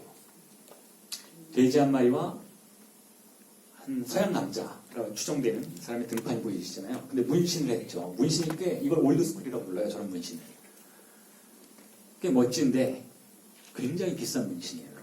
그 문신이 비싼 게 아니라 저 사람 자체가, 저 사람 자체라고 하기보다는 저 사람의 살가죽이 굉장히 비싸요. 그게 무슨 뜻인가 하면 좀 잔혹한 이야기이긴 한데, 자, 빈델보예라고 하는 벨기에 출신의 현대미술가가 있는데 항상 이렇게 도전적이고 사회 내부에서 어떤 공론을 일으키고 때로는 분노를 일으키기까지 하는 어떤 스캔들의 유형의 작품을 만들어내는 현대미술가가 있는데, 자, 이 사람이 처음에는 어떤 작품으로 알려지기 시작했냐면 저기 돼지 보이시잖아요. 저 살아있는 돼지의 문신을 하는 작업으로 유명해지기 시작했어요.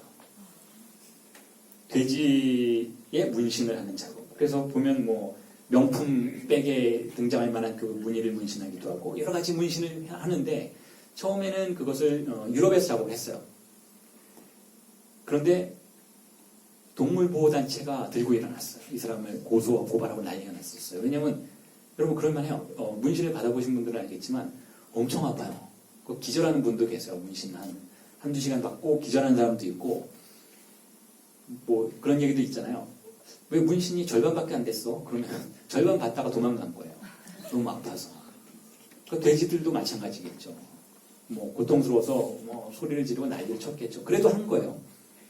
자, 그랬더니 이제 동물들 보호단체가 고소를 해서 더 이상 유럽에서는 작업을 못하고 중국의 농장을 샀어요. 중국 사람들은 그런 거 생각 안 하잖아요. 뭐 관심 없잖아요. 자, 그래서 뭐 그건 우리나라도 마찬가지고. 자, 그래서 중국에서 작업을 하죠. 그래서 꽤나 유명해졌어요. 그런 어떤 소란 때문에. 자, 그런데 이쯤 얘기해드리면 여러분들 중에는 뭔가 뜨끔하신 분이 계실 거예요. 이거 우리 얘기하는 거 아니야? 라고 생각하시는 분이 계실 거예요. 지금까지 우리가 문신당했다면서, 근데 문신당했는데도 문신당한지도 모르고 살았다면서, 저 사람 지금 그렇게 얘기하고 있는데 갑자기 돼지 이미지를 보여주는데 기분이 왠지 모르게 나쁘네? 라고 생각하시는 분이 계실 거예요. 돼지들의 훈명과 우리가 비슷한 거잖아요. 제가 얘기하는 논리를 따라서. 얘네들도 자기가 왜 이렇게 당하고 있는지 모르고 그냥 고통스러워하고 이대로 살아가다가 죽어가는 것인데, 어떤 의미에서는 제가 지금까지 말씀드렸던 인간의 숙명이라는 것은 조금 염세적인 차원에서, 조금 도발적인 차원에서 설명을 드리자면 그렇다라는 거예요. 이 사람이 대놓고 그렇게 말하진 않았지만 그런 뉘앙스가 풀풀 풍겨 나온다는 거죠. 근데 그 정도로 안 됐나 봐요. 그러니까 사람들이 이 정도 했는데도 이 작품 보고 뭐 예쁘네요. 이 정도 얘기밖에 안 했어서 뭔가 조금 더 해야겠다라고 생각했나 봐요. 그래서 굉장히 위험한 행동을 하나 하죠. 어떤 행동이냐면 스위스에 있는 한 남자와 컨택을 해요. 원래 소방수였어요. 그러다가 무직으로 살고 있는 한 29세 정도의 남자와 만나서 계약을 맺죠. 내가 꽤 유명한 현대미술가인데 너의 몸에다 문신을 하고 싶다라는 거예요. 나쁘지 않죠. 우리나라도 요즘 많이 변화하고 있는 추세지만 유럽에서는 문신은 굉장히 흔한 일이니까, 젊은 사람들이 많이 하니까 공짜로 해주겠다니까 뭐 좋다고 할 수가 있겠는데, 근데 조건이 있어요. 뭐냐면 1년에 3개월 정도는 3개월씩 내 전시에 와서 전시를 해달라, 이렇게 앉아서. 그건 크게 힘든 일은 아니에요. 뭐 쉴 수도 있고 왔다 갔다 돌아다녀도 돼요. 심지어 그러고 돈도 받고. 좋아요. 그건 좋다고 한 거예요. 근데 두 번째 조건이 뭐냐면, 그건 조금 고민해 볼 만한 사항이었던 것 같은데, 네가 죽으면, 너를 죽이진 않겠지만 죽으면 큰일 나니까, 근데 너가 늙어서 죽게 되면 너의 가죽을 내가 벗겨서 팔도록 해달라. 근데 오케이를 해요, 이 남자가. 그리고 심지어는 미리 이미 팔렸어. 이 사람은 지금 예약자가 있어. 이 사람은 죽기만 기다리는 사람이 하나 있어. 그래서 죽으면 이 피부를 벗겨내어서 액자를 해서 작품으로 수상하려는 사람이 이미 있는 거죠. 자, 이쯤 되면 이제 우리가 이 사람이 무슨 얘기하려고 하는지 알겠죠. 우리 모두가 사실은 그런 숙명이라는 거예요. 우리 모두가 일종의 상품인 것이고, 우리 모두가 우리 시대를 지배하고 있는 강력한 관념들에 의해서 철저하게 문신당한 존재인 것이고, 그리고 그러한 숙명으로부터 한 번 계약을 맺으면 벗어날 수 없다는 거예요. 자, 이게 우리가 왜 강박증자인가를 설명하는 하나의 방법이었어요.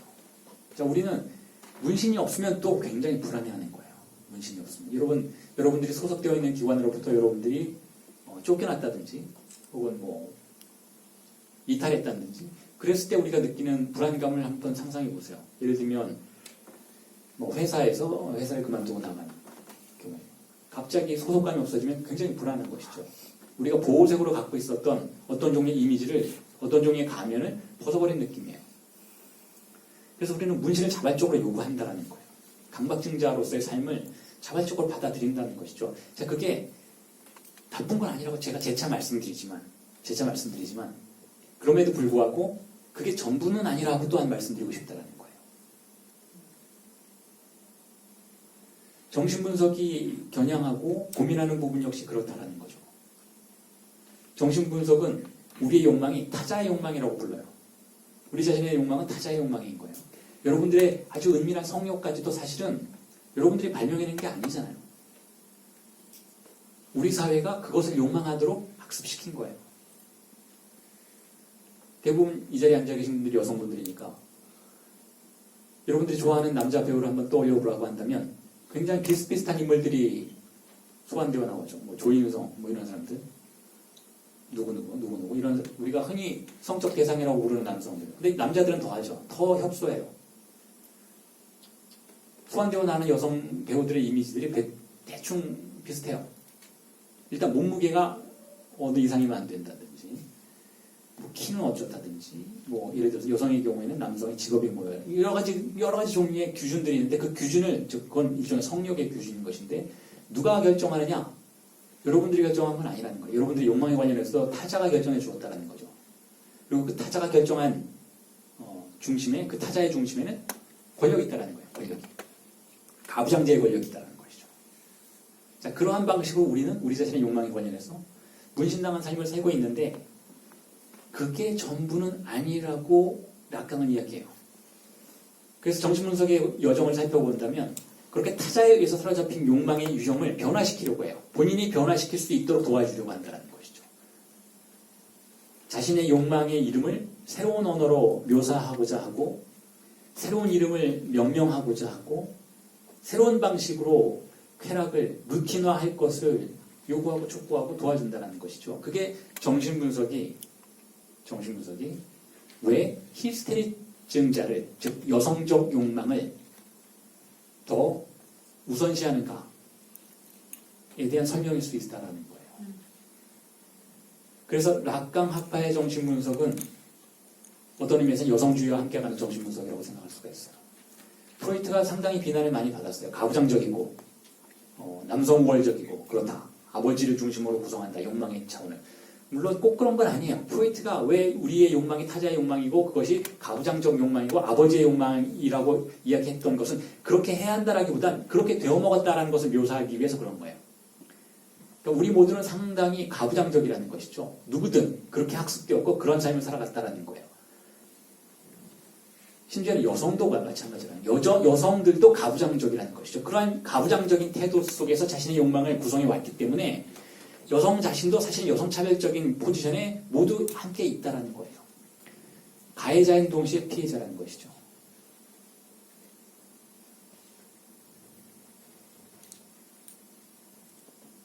자, 그로부터 벗어나서 다른 욕망의 유형을 구성해내기 위해서 어떻게 해야 되는가? 흔들림을 감당해내고 흔들림의 절차를 수용할 수 있어야 한다고 생각하는 것이고, 그렇기 때문에 여성적 욕망 혹은 히스테리적 욕망이 락강 학파의 정신분석에서 주인공이 되고 있다라고 제가 지금 여러분들에게 말씀드리고 있는 거예요. 자, 그런데 지금까지 말씀드렸던 이것을 그렇죠. 거의 지난주에 이어서 굉장히 짧은 시간에 정신분석이 무엇인지를 굉장히 빠른 말로 여러분들에게 설명을 드리고자 노력을 했는데 지금부터 조금 템포를 늦추어서 미술과 관련해서 여러분들에게 그 이미지들을 다시 해석드리고 싶어요. 제가 지금 말씀드린 것은 개인적인 차원의 욕망의 문제만은 아니라는 것을 여러분들이 이해할 수 있도록 만들어주기 위해서 제가 몇 가지 예술작품들을 준비해왔어요.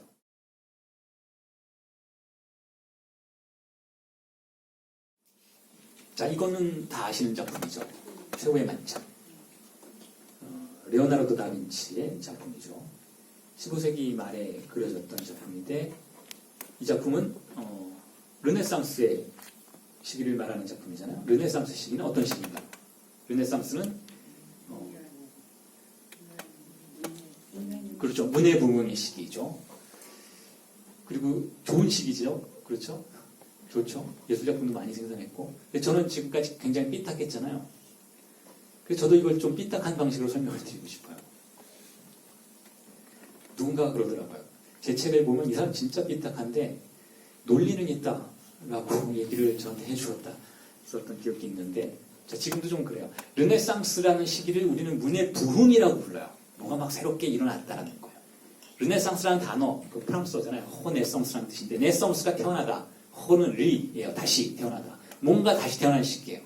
그래서 막 부흥했던 시기인데 뭐가 다시 태어났냐면 다 아시죠?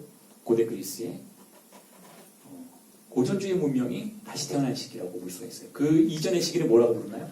중세라고 부르죠. 중세를 보통 뭐라고 부르나요? 암흑기라고 부르죠. 근데 저는 거꾸로 봐요. 중세는 멋진 시기였어요. 저만 그런 건 아니죠. 옴베르토 에코 같은 사람도 중세의 예찬자이니까. 근데 저도 중세의 예찬자예요. 중세는 굉장히 멋진 신비주의의 시기였는데 르네상스가 시작되면서 다 망친 거라고 저는 여러분들에게 주장하고 싶어요. 어떠한 방식으로 망쳤는지 지금부터 설명을 드려볼게요. 그리고 이게 왜 정신분석과 연관이 되는지도 설명을 드려볼게요. 자, 이 장면은 기독교에서는 굉장히 중요한 장면이죠. 예수가 마지막으로 제자들과 식사를 하는 자리예요. 식사를. 물론 그 안에서 여러 가지 일들이 벌어지잖아요. 뭐 누가 예수를 고발했느냐 어쩌고저쩌고 뭐 여러 가지 음모론과 같은 일들이 벌어지긴 하지만 어쨌든 이 사건 자체는 예수가 했던 모든 일들과 마찬가지로 진리의 사건이에요. 그래서 미술가들은 이러한 작품들을 다룰 때 예술가들은 화가들은 그냥 아무렇게나 다룰 수가 없는 거예요. 왜냐하면 진리를 어떻게 묘사할 것인가의 문제이니까.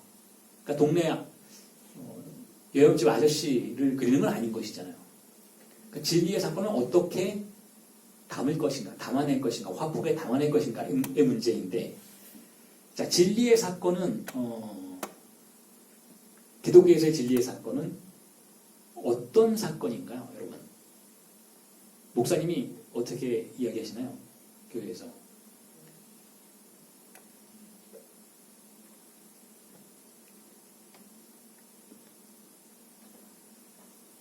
진리가 뭔지 여러분 아시나요? 그러니까 최소한 뭐 다른 진리 말고 기독교의 진리는 무엇일까요? 마태복음에 그런 장면이 나와요. 예수한테 진리가 뭡니까? 라고 물어봐요. 사도들이. 구원받으려면 어떻게 해야 되나요? 선한 것은 무엇입니까? 그러니까 예수가 뭐라고 대답할까요? 아니에요. 닥쳐 이렇게 대답해요. 묻지 말라라고 얘기해요. 무슨 뜻일까요? 하나님이 무엇을 선이라고 생각하는지 너네는 알 수가 없다라는 거예요.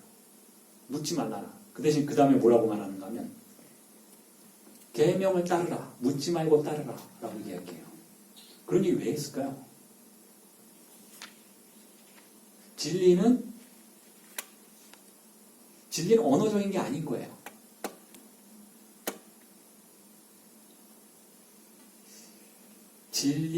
신의 진리는 인간의 언어로 묘사될 수 없다는 거예요. 그러니까 예수가 무슨 말을 하던 인간의 말이잖아요. 예수는 뭐 신의 아들이지만, 물론 저는 그렇게 생각하지 않지만, 어쨌든 예수는 신의 아들이라고 가정해 본다면, 예수가 말하는 진리는 신의 진리인 것인데, 하나님의 진리인 것인데, 그러니까 그 진리를 인간의 언어로 말할 수는 없다는 거예요. 인간의 언어로. 그러니까 진리는 사실은 언어적인 대상이 아닌 거예요. 그와 유사한 포인트들이 성경에 여러 곳에 등장하고 있어요. 예를 들면 이런 거예요. 하나님이 어떤 분인지 여러분 아세요? 이렇게 얘기하면 분위기가 좀 부흥회 같은 모양새가 되어버리는데 저는 기독교인이 아니에요. 그럼에도 불구하고 이런 이야기로 사례를 드는 것을 좋아하는데 락강이 그러했습니까?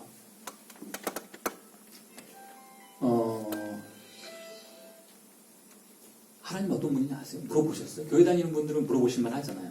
그럼 어떤 분인지도 모르고 교회 다닐 수는 없잖아요, 사실은. 그렇지 않나요? 뭐 예를 들어서 소개팅 나가는데 하물며 그 사람 뭐 하는 사람인지는 알고 나가야 되는 거 아닐까요? 자, 하나님 어떤 사람이에요? 우리는 조금 그래요. 좀 자유로워요. 뭐 그래봤자 큰일 나겠어. 잘 몰라도 뭐 좋은 분이겠지. 자, 그런데 출애굽기에서 유대인들은 당장 모세를 따라 나가야 되는 거예요. 근데 모세가 말하는 하나님이 누군지 잘 모르겠는 거예요.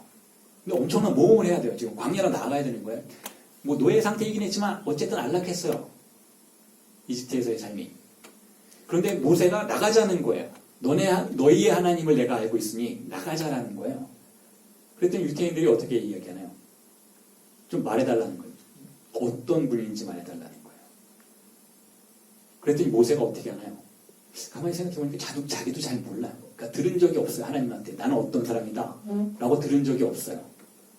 그래서 모세가 어떻게 하나요? 산으로 올라가죠. 대면은 독대를 하러 올라가요. 하나님과. 그래서 물어보죠. 하나님에게. 당신은 어떤 분이십니까? 그랬더니 하나님이 뭐라고 대답하나요? 그건 그리스어 번역이에요. 그러니까 그리스 철학의 영향을 받은 번역이죠. 스스로 존재의 문제를 가정하려고 하는 번역인데 실제 구약의 텍스트를 가장 직접적으로 번역한 것은 영어의 I am that I am 이라는 표현이래요. 그 부분을 락강이 세미나 칠에서 집중적으로 연구를 해주죠. 우리를 위해서. 즉 우리말로 하면 나는 나다 라는 거예요. 나는 나다. 여러분 부부싸움 해보셨죠? 처음에는 어떻게 시작해요? 논리의 싸움이죠.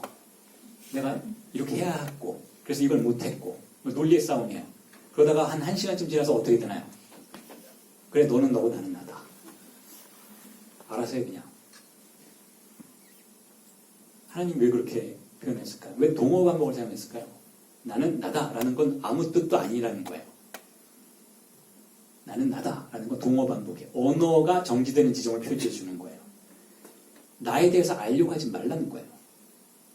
나에 대해서 알 수 없다라는 것이죠. 너의 이성으로 알 수 없다라는 거예요. 너의 로고스로 나의 존재를 알 수 없다. 그러니 나는 나이다. 근데 모세가 굉장히 고민이 되죠. 이걸 가지고 유태인들에게 가서 그대로 얘기하면 난리가 날 것 같아요. 안 따라올 것 같아요. 그래서 뭘 가지고 가나요? 그 대신 10계명을 가지고 가죠. 여러분 10계명은 교인이 아니라 다 읽어보셨을 거예요. 10계명이 뭔가요? 꼭 기독교의 계명이라고 볼 수가 없죠. 그러니까 보편적이에요. 어디서나 이걸 지키면 착하게 잘 살 수 있을 것 같아요. 그건 인간의 법인 거예요. 그런 의미에서. 그래서 모세는 인간의 법을 가져다가 인간의 법 중에 가장 보편적인 상징계를 가져다가 유태인들에게 던져주죠. 자, 이 이야기의 교훈, 이것 말고도 상당히 많아요. 예를 들면 안식일. 안식일은 뭐 하는 날인가요, 여러분? 쉬는 날 아니에요, 여러분. 쉬면 혼나요. 안식일은 무슨 날일까? 그 원래는 유대교회는 한 40일마다 한 번씩 돌아오는 날이었대요. 우리는 신약에서는 한 7일마다 한 번씩 하잖아요. 그런데 원래 한 40일 정도마다 한 번씩 돌아오는 날인데 뭘 하는 날인가 하면 아무것도 안 함을 하는 날이에요.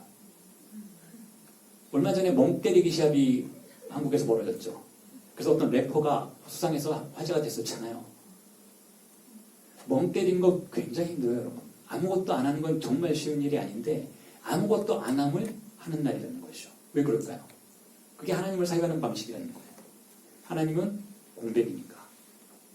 그러니까 하나님은 언어의 공백지대인 거예요. 그러니까 사유가 접근할 수 없는 장소이기 때문에 그걸 사유하는 것은 결국 공백을 사유하는 것과 마찬가지라고 생각해 볼 수가 있는 것이죠.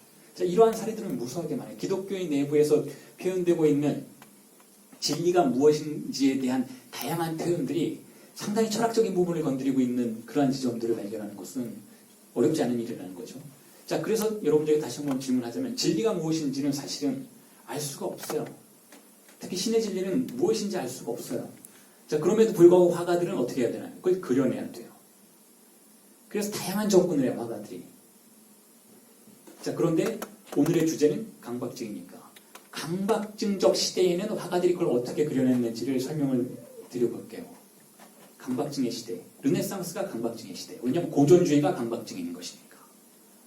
고전주의는 어떤 철학적인 이론을 가지고 있는 시대인가 하면 진리가 분명히 존재하고 진리는 하나이고 그리고 언어로 그것을 접근할 수 있다라고 생각하는 시대예요. 그래서 로고스를 중요시하죠.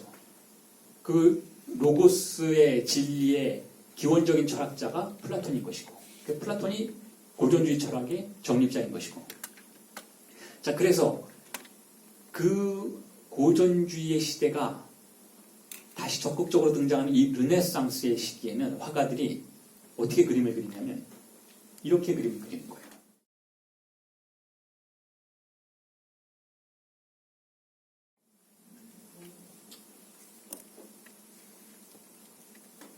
자, 조금 전에 보셨던 그림을 화가들이 그릴 때에는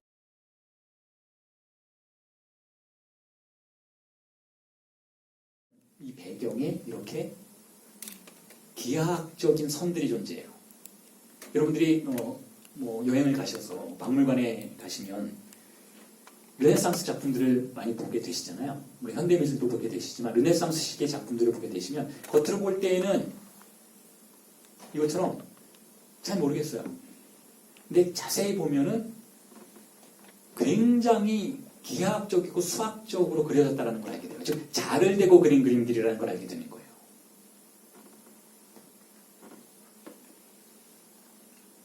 그래서 이 인물들을 지우면 공간이 어떻게 등장하는가 하면 아주 질서정연한 방식으로 등장한다는 거죠. 자, 이게 르네상스고 르네상스의 원근법이라고 불러요, 이거를. 물론 원근법이라는 것은 그 이전에도 있었어요. 뭐 예를 들면 고대 그리스에도 원근법과 같은 유형의 테크닉을 사용해서 그리는 사람들이 있었는데 뒤에 있는 것은 작게 그리고 앞에 있는 것은 크게 그려서 공간을 만들어내는, 자, 이러한 테크닉은 어디에나 사실이 있었는데 르네상스의 원근법 1417년에 마사치오라고 하는 화가가 발명해낸 원근법은 그런 게 아니에요. 그게 아니라 기하학적인 방식으로 공간을 분할해서 이렇게 공간을 분할해서 그 안에 인물들을 채워넣는, 사물들을 채워넣는 방식이에요. 그래서 이 원근법의 특징은 일반적으로는 소실점이 하나예요. 지금 소실점이 예수의 얼굴이죠. 그 소실점을 향해서 모든 선들이 아주 질서정연한 방식으로 소멸해 가는 방식으로 그려지게 돼요. 그리고 이러한 그림들이 이후에 400년을 지배하게 되죠. 여러분들이 미술관에 가서 보시는 모든 그림들은 다 자를 대고 그린 그림들이에요. 다른 그림도 보여드릴게요. 자, 얼핏 보시면 그런지 안 그런지 잘 모르겠죠. 이거 보티첼리의 작품인데요.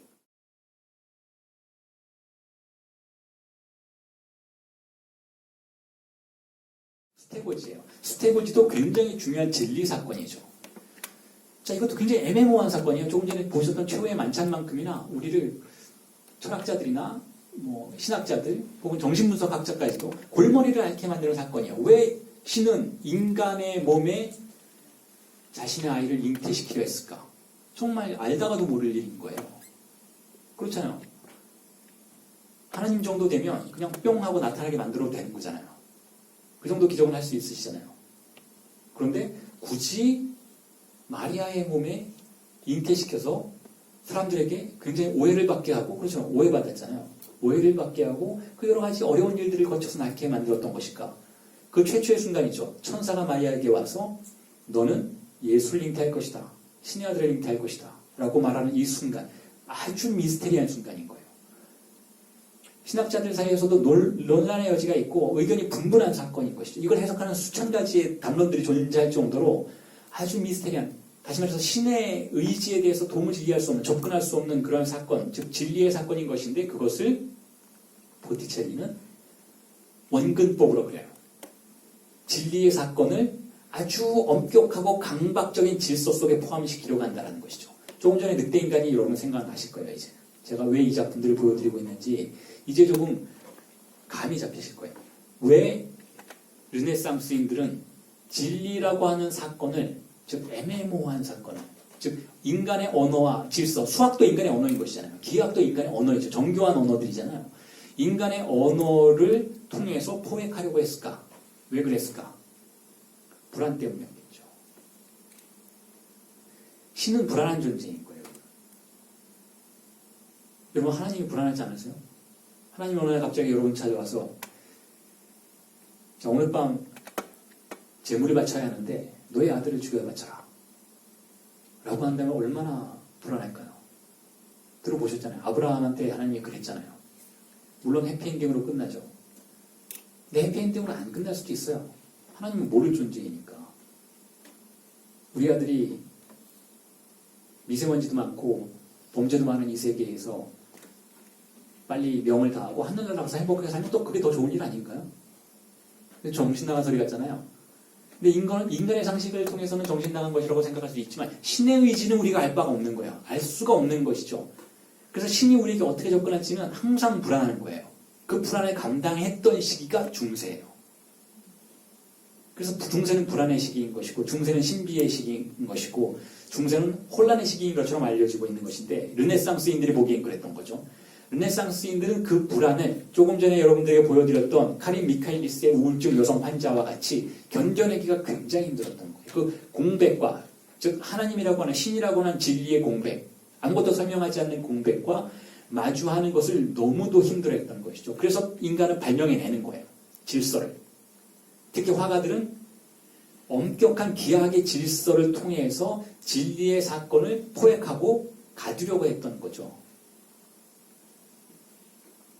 그 내부에 존재하는 기하학적인 공간 틀을 통해서 진리라고 하는 대상의 신비로움과 불안함을 가두려고 했던 거예요. 자, 그런데 이건 회화에서 이루어졌던 일인데 회화에서만 그런 일이 벌어진 건 아니에요. 건축에서도 마찬가지예요.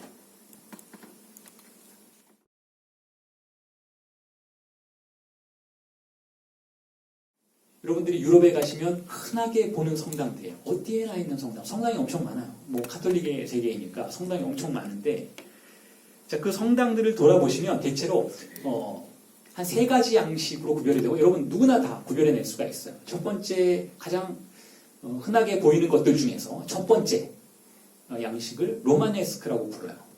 그러니까 11세기에서 한 14세기 혹은 13세기 이즈음에 가장 많이 건축되었던 로마네스크 양식의 성당을 말하는데 자, 대체로 이런 엉블렘 성당 같은 것들이 로마네스크의 완성된 판본이라고 불리죠. 딱 보면 겉으로 봐서도 창문이 별로 없고 투박해요. 그런데 굉장히 육중하죠. 작지는 않아요. 이게 로마네스크예요. 구별하시겠죠? 로마네스크는 이런데 그 내부를 들어가면 더 특징적이에요. 자, 이래요. 창문이 작고 천정이 굉장히 높아요. 그리고 천정이 궁룡 천정이에요.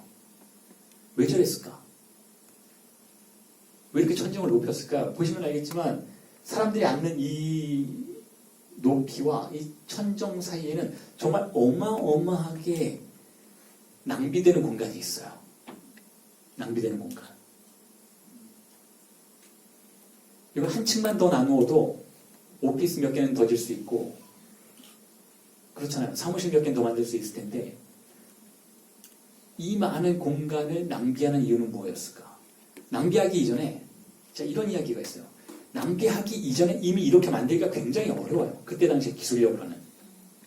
그래서 이걸 짓다가 많이 무너져서 사람들이 죽어나갔다는 거예요. 그런데 엄청난 돈을 투자해서 어쨌든 이런 높이에 이런 공간을 만들려고 했어요. 지금 우리 강의실도 공간이 꽤 높죠. 자, 왜 이렇게 했을까요? 왜 이렇게 만드는 것일까? 이렇게 공간이 탁 트인 방식으로 내부에 들어앉게 되면 우선 먼저 뭐 숨통이 좀 트이겠죠. 근데 그렇지 않아요. 여러분. 교회에 가면 저처럼 죄 많은 사람들은 좀 압박감을 느껴요. 그 공간의 육중함 때문에. 그렇죠. 그렇죠. 거기서 뭔가 순감이 느껴져요. 신과 교감하는 그런 감정이 느껴지는데 다른 걸로 할 수 있는데 이 기독교인들이 사용했던 건 공백을 들여오는 거예요. 공백을 우리가 감각할 수 있는 수준으로 크게 우리 앞에 제시하는 거죠. 물론 그 이전의 수도사들은 어떻게 했을까요? 공백을 느끼 신과 만나기 위해서 들판으로 나갔어. 광야로 나갔죠. 광야로 나아가서 공백과 마주하고 그 불안을 견뎌냈는데 그게 너무 힘든 거예요. 그래서 그 공백을 교회 안으로 가져오는 거예요. 그래서 실제로 저렇게 거대한 공백이 이렇게 밝지도 않아요. 사진을 이렇게 찍어서 그렇지 창문이 작아서 어두침침해요. 교회들이. 그 어두침침한 텅 빈 공백, 공허한 천정을 보고 있으면 신의 응시가 느껴지는 거예요. 다시 말해서 광야와 들판에 이리저리 떠다니던 신의 응시를 어떻게든 길들이고 통제하려는 노력이었다고 볼 수 있는 것이죠. 공백을 어쨌든 대면하고 싶은데 신이 자신을 공백으로 제시했으니까 공백과 마주하고 공백과 마주하면 조금 전에 그 우울증 여성 환자와 마찬가지로 공백과 마주하면 불안을 느낄 수밖에 없어요. 거기엔 우리가 알아볼 수 있는 질서가 없는 것이니까. 그리고 심지어는 그 공백과 마주하면 어떤 응시가 느껴져요. 제 말이 안 믿겨지시면 여러분 저 수색 쪽이나 어디 나가셔서 그런데 뭐 없나요? 뭐 버려진 초등학교 이런데 전기 안 들어오는데 가서 딱 10분만 앉아 계셔보세요. 그러면 누군가의 응시가 느껴져요. 그걸 시관충동이라고 불러요. 가끔. 응시가 느껴져요. 공포영화 보면 그런 거 많이 사용하잖아요. 우리의 시각적인 능력이 상실되는 순간 우리는 어떤 응시를 느끼기 시작하는 것인데 자, 그 응시를 우리가 가장 많이 느끼는 장소는 시선이 공백이 되는 순간이라는 거예요. 즉 어떤 것도 볼 수 없을 때, 즉 이미지의 제로 상태에 도달하면 우리는 어떤 응시를 느끼게 돼요. 공포스러운 응시를 느끼게 되는데 그 응시가 신의 응시라고 가정이 된다면 그 응시를 내부로 들여와서 길들이려고 하는 시도였다고 볼 수가 있어요. 그래서 이렇게 건축물을 건축하고 숭고함을 만들어내는, 생산해내는 방식으로 신과 조우할 수 있는 다양한 장치들을 강박적으로 만들어냈다라고 볼 수가 있는 것이죠.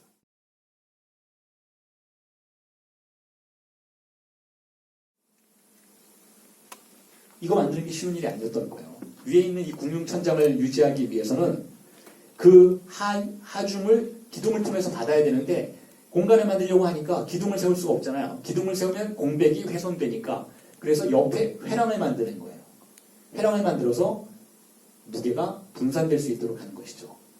그래서 창문도 별로 없고, 왜냐하면 이 회랑이 그 무게를 지탱해야 하니까 창문도 별로 없고 벽도 두껍고 회랑으로 덧대어져 있고 이런 구조인 것이죠. 그리고 또 이렇게 십자가 형태로 만들어지니까 이 주황색 부분이 다 회랑인 거예요. 무게를 지탱하기 위한 육중한 회랑으로 만들어졌던 것인데, 자, 그런데 서구인들의 강박증은 거기서 끝나지 않고 그 공백을 더 인간적인 방식으로 길들이려고 해요. 더 아름다운, 인간이 아름답다라고 생각하는 방식으로 길들이려고 하죠. 그 전에 로마네스크 양식이 보여줬던 내부의 공백의 어두컴컴한 무게가 불안한 거예요. 그래서 어떻게 했을까요? 고딕 양식이 등장해요.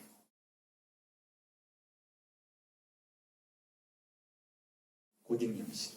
고딕 양식은 어떤 양식인가 하면 역시 내부에 공백이 있죠. 공백이 있는데 이 공백을 암흑으로 채우지 않고 빛으로 채우고자 해요. 빛으로 채우려고 한다면 여기에 창문을 아주 크게 만들어야 돼요. 벽에다. 그 창문이 그냥 창문도 아니고 아름다운 스테인드 글라스 창문인 것이잖아요.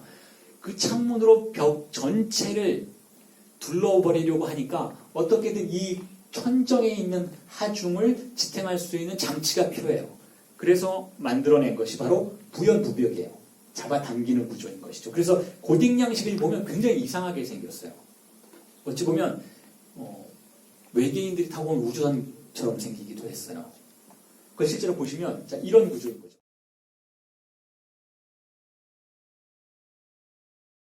아니 정말 환해졌죠. 특히 빛이 비추어 들어오는 아침역이나 해질역에는 굉장히 화려한 빛이 안으로 등장해. 다 스테인드 글라스로 만든 창문들이잖아요. 이 벽 자체가 다 창문인데 그럼 이 천장은 어떻게 지탱되는 것일까? 자 보세요. 이건 쌍샤페 파리에 있는 교회당인데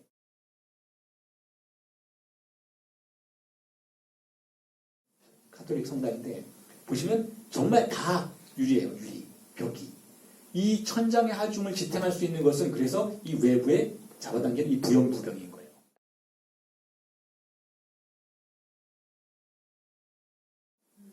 하중을 좌우로 끌어당기는 방식으로 분산시키는 것이죠. 그래서 이런 것들이 굉장히 많아요. 그리고 여기는 다 창문인 것이고 주변은. 받쳐주는 역할을 하는 거 아니에요? 받쳐주는 동시에 잡아당기는 방식으로 받쳐주니까 아주 강력하고 두꺼운 벽이 필요 없었던 거죠. 단지 받치기만 한다면 두꺼운 벽이 필요한데 무게를 아주 잘 계산을 해서 여러 갈래로 분산시키는 그러한 기능을 만들어낸 것이죠. 부연부벽이라는 기능이 그러한 역할을 해주는 것이죠. 그래서 이런 성당이 우리가 흔히 파리에서 보게 되는 이건 노틀담 성당이에요. 성당인 것이고 고딕 양식의 성당이고 거기에 보면 이렇게 되어 있어요. 잡아당기는 구조로. 내부는 이렇게 굉장히 화려하죠.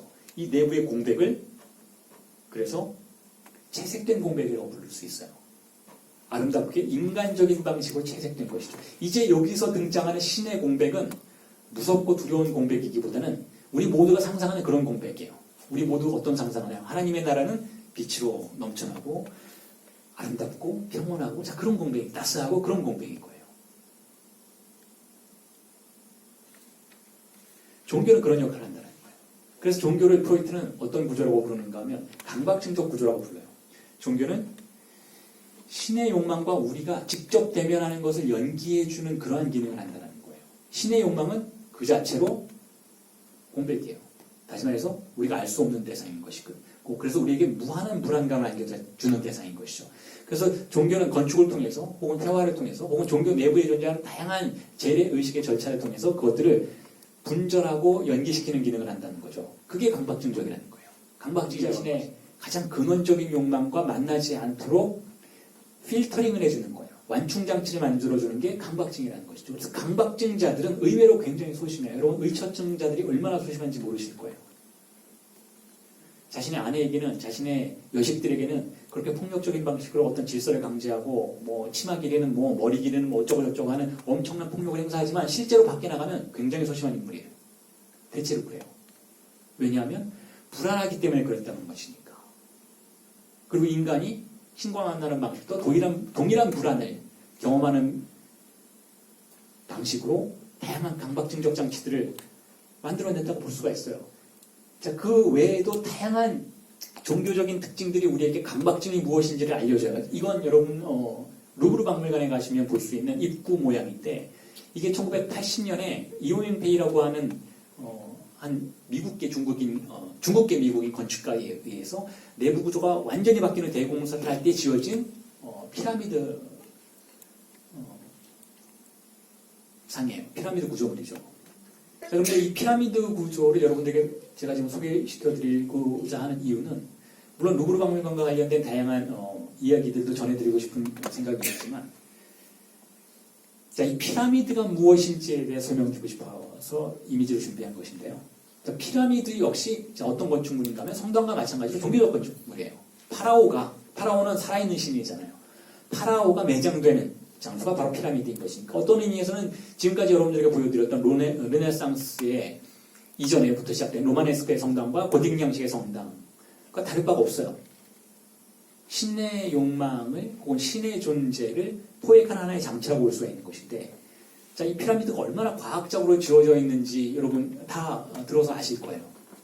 영국의 어떤 고고학자들이 이 피라미드를 아주 소형 피라미드를 저렇게 큰 거 말고 한 저 정도 되는 크기의 진짜 피라미드 말고 소형 크기의 피라미드를 기계의 도움 없이 건축하려고 했다가 실패했어요. 그 정도로 당시로서는 최고의 기술력이 동원된 국가적 건축 행사라고 볼 수가 있었던 것인데 그런데 왜 그런 일을 했을까? 왜 무덤을 그렇게 만들려고 했고 많은 사람들이 그때는 노예는 아니었대요. 그걸 지었던 사람들은 돈을 받고 그 시민들이어서 돈을 받고 노동력을 제공하는 시민들이었는데 왜 그토록 많은 사람들이 그 피라미드를 건설하는데 저토록 모욕을 냈었던 것일까? 왜 그랬을까요? 그 피라미드의 가운데 무엇이 있을까요?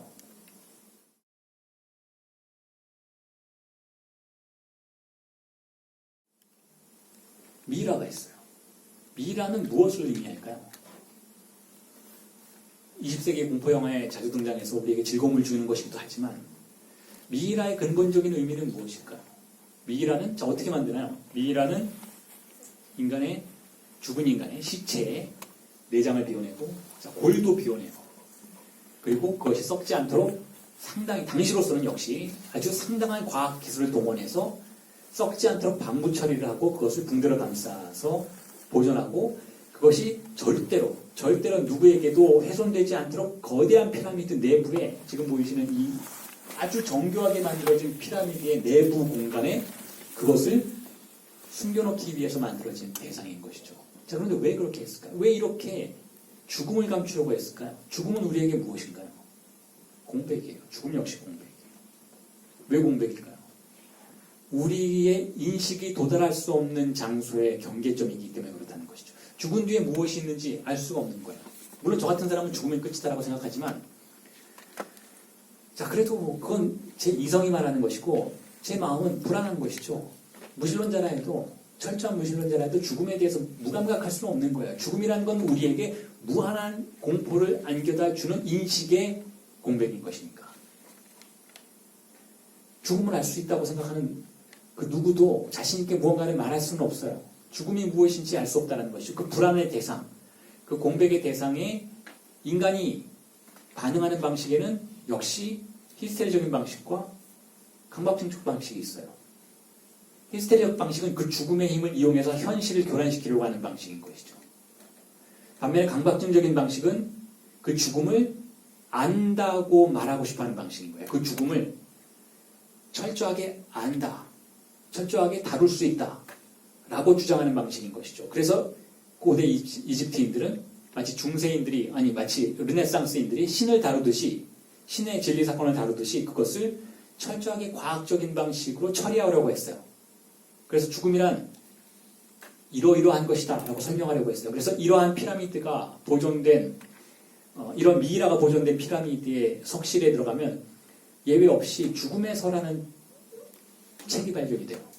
죽음의 서는 뭔가 하면 죽은 뒤에 이 파라오의 왕이 어디로 갈 것이고 어디로 가서 무엇을 할 것이고 무엇을 하면 어떻게 생활할 것인지를 기록해 놓은 책이에요. 물론 과거에 어떤 일을 했던 것이고 이런 것도 기록해 놓지만 그게 무슨 뜻인가요? 언어로 죽음을 설명하려고 하는 것이죠. 그게 강박증적 태도라는 거예요. 그 원인은 그 모든 것의 그러한 실천과 행동들의 원인의 자리에는 무엇이 있는가? 불안이 있다는 거예요. 불안이. 좀 과장된 이야기 같긴 하지만 자, 이것까지 함께 생각해 보셔도 좋을 것 같아요. 인간은 왜 화성에 가려고 할까요, 여러분? 인간은 왜 빅뱅에 대해서 알고자 할까요? 뭐가 달라진다고? 빅뱅을 안다고 여러분들의 오늘 밤의 삶이 달라질까요? 제가 항상 입버릇처럼 하는 얘기가 그거예요. 지구나 잘 건사할 것이지. 지구는 이렇게 병들어 죽어가고 있는데 그 많은 어마어마한 돈을 들여서 화성 가는 이야기는 왜 그렇게 욕망하는지. 왜 그럴까요? 불안해서 그래요. 우리가 알지 못하는 대상이 있다는 것에 인간은 굉장한 심적 부담감을 느낀다는 거예요. 화성이 어떻게 생겼는지, 해왕성이 어떻게 생겼는지, 은하계 바깥은 어떻게 생겼는지에 대해서 지적 호기심이 있다라고 우리는 말할 수 있기는 해요. 지적 호기심이 있다. 물론 그런 것도 있을 것 같아요. 그래서 과학자들이 그런 일을 하는 것 같지만 인류가 그렇게 많은 것을 알고자 할 때는 가장 근원적인 장소에서 프로이트와 라깡은 이렇게 설명을 하고자 해요. 우리 자신에 대해서 알 수 없다라는 불안감 때문에, 우리 스스로의 욕망에 대해서 알 수 없다라는 불안감 때문에 우리는 다른 많은 것들을 알고자 한다는 거예요. 그래서 우리가 알고자 하는 의지의 배경에는 무지에 대한 의지가 있다라고 이야기를 하죠. 미이라를 만드는 그 모든 테크닉과 기술력과 노력도 마찬가지라는 것이죠. 죽음에 대해서 알 수 없다라는 것은 인간에게 상당한 불안감을 가져다 준다는 거예요. 그래서 그것을 안다고 가정하도록 만들기 위해서 다양한 장치들을 만들어내고 그것을 추구하고 그것을 실천해 왔다라는 거죠. 그게 인간의 모습이라는 것이니까 강박증자의 모습이 얼마나 모순된 것인지를 조금은 어떤 의미에서는 과장된 방식으로 제가 여러분들에게 지금 전달하고 있는 것인데, 자, 이 모든 이야기를 제가 여러분들에게 하는 이유는 뭔가? 이게 정신분석과 무슨 관련이 있는가? 자, 이렇게 정리를 해보면 될 것 같아요. 아주 오래전에는 히스테리 환자를 마녀 취급했어요.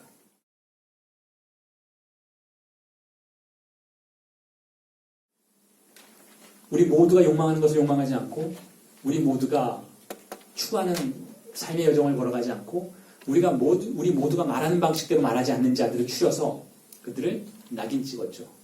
그게 바로 다른 자에 대해서, 다른 방식의 욕망에 대해서, 다시 말해서 주류가 알 수 없는 욕망의 행태에 대해서 반응하는 강박증적 태도였어요. 강박증의 폭력이었던 거예요. 마녀사냥.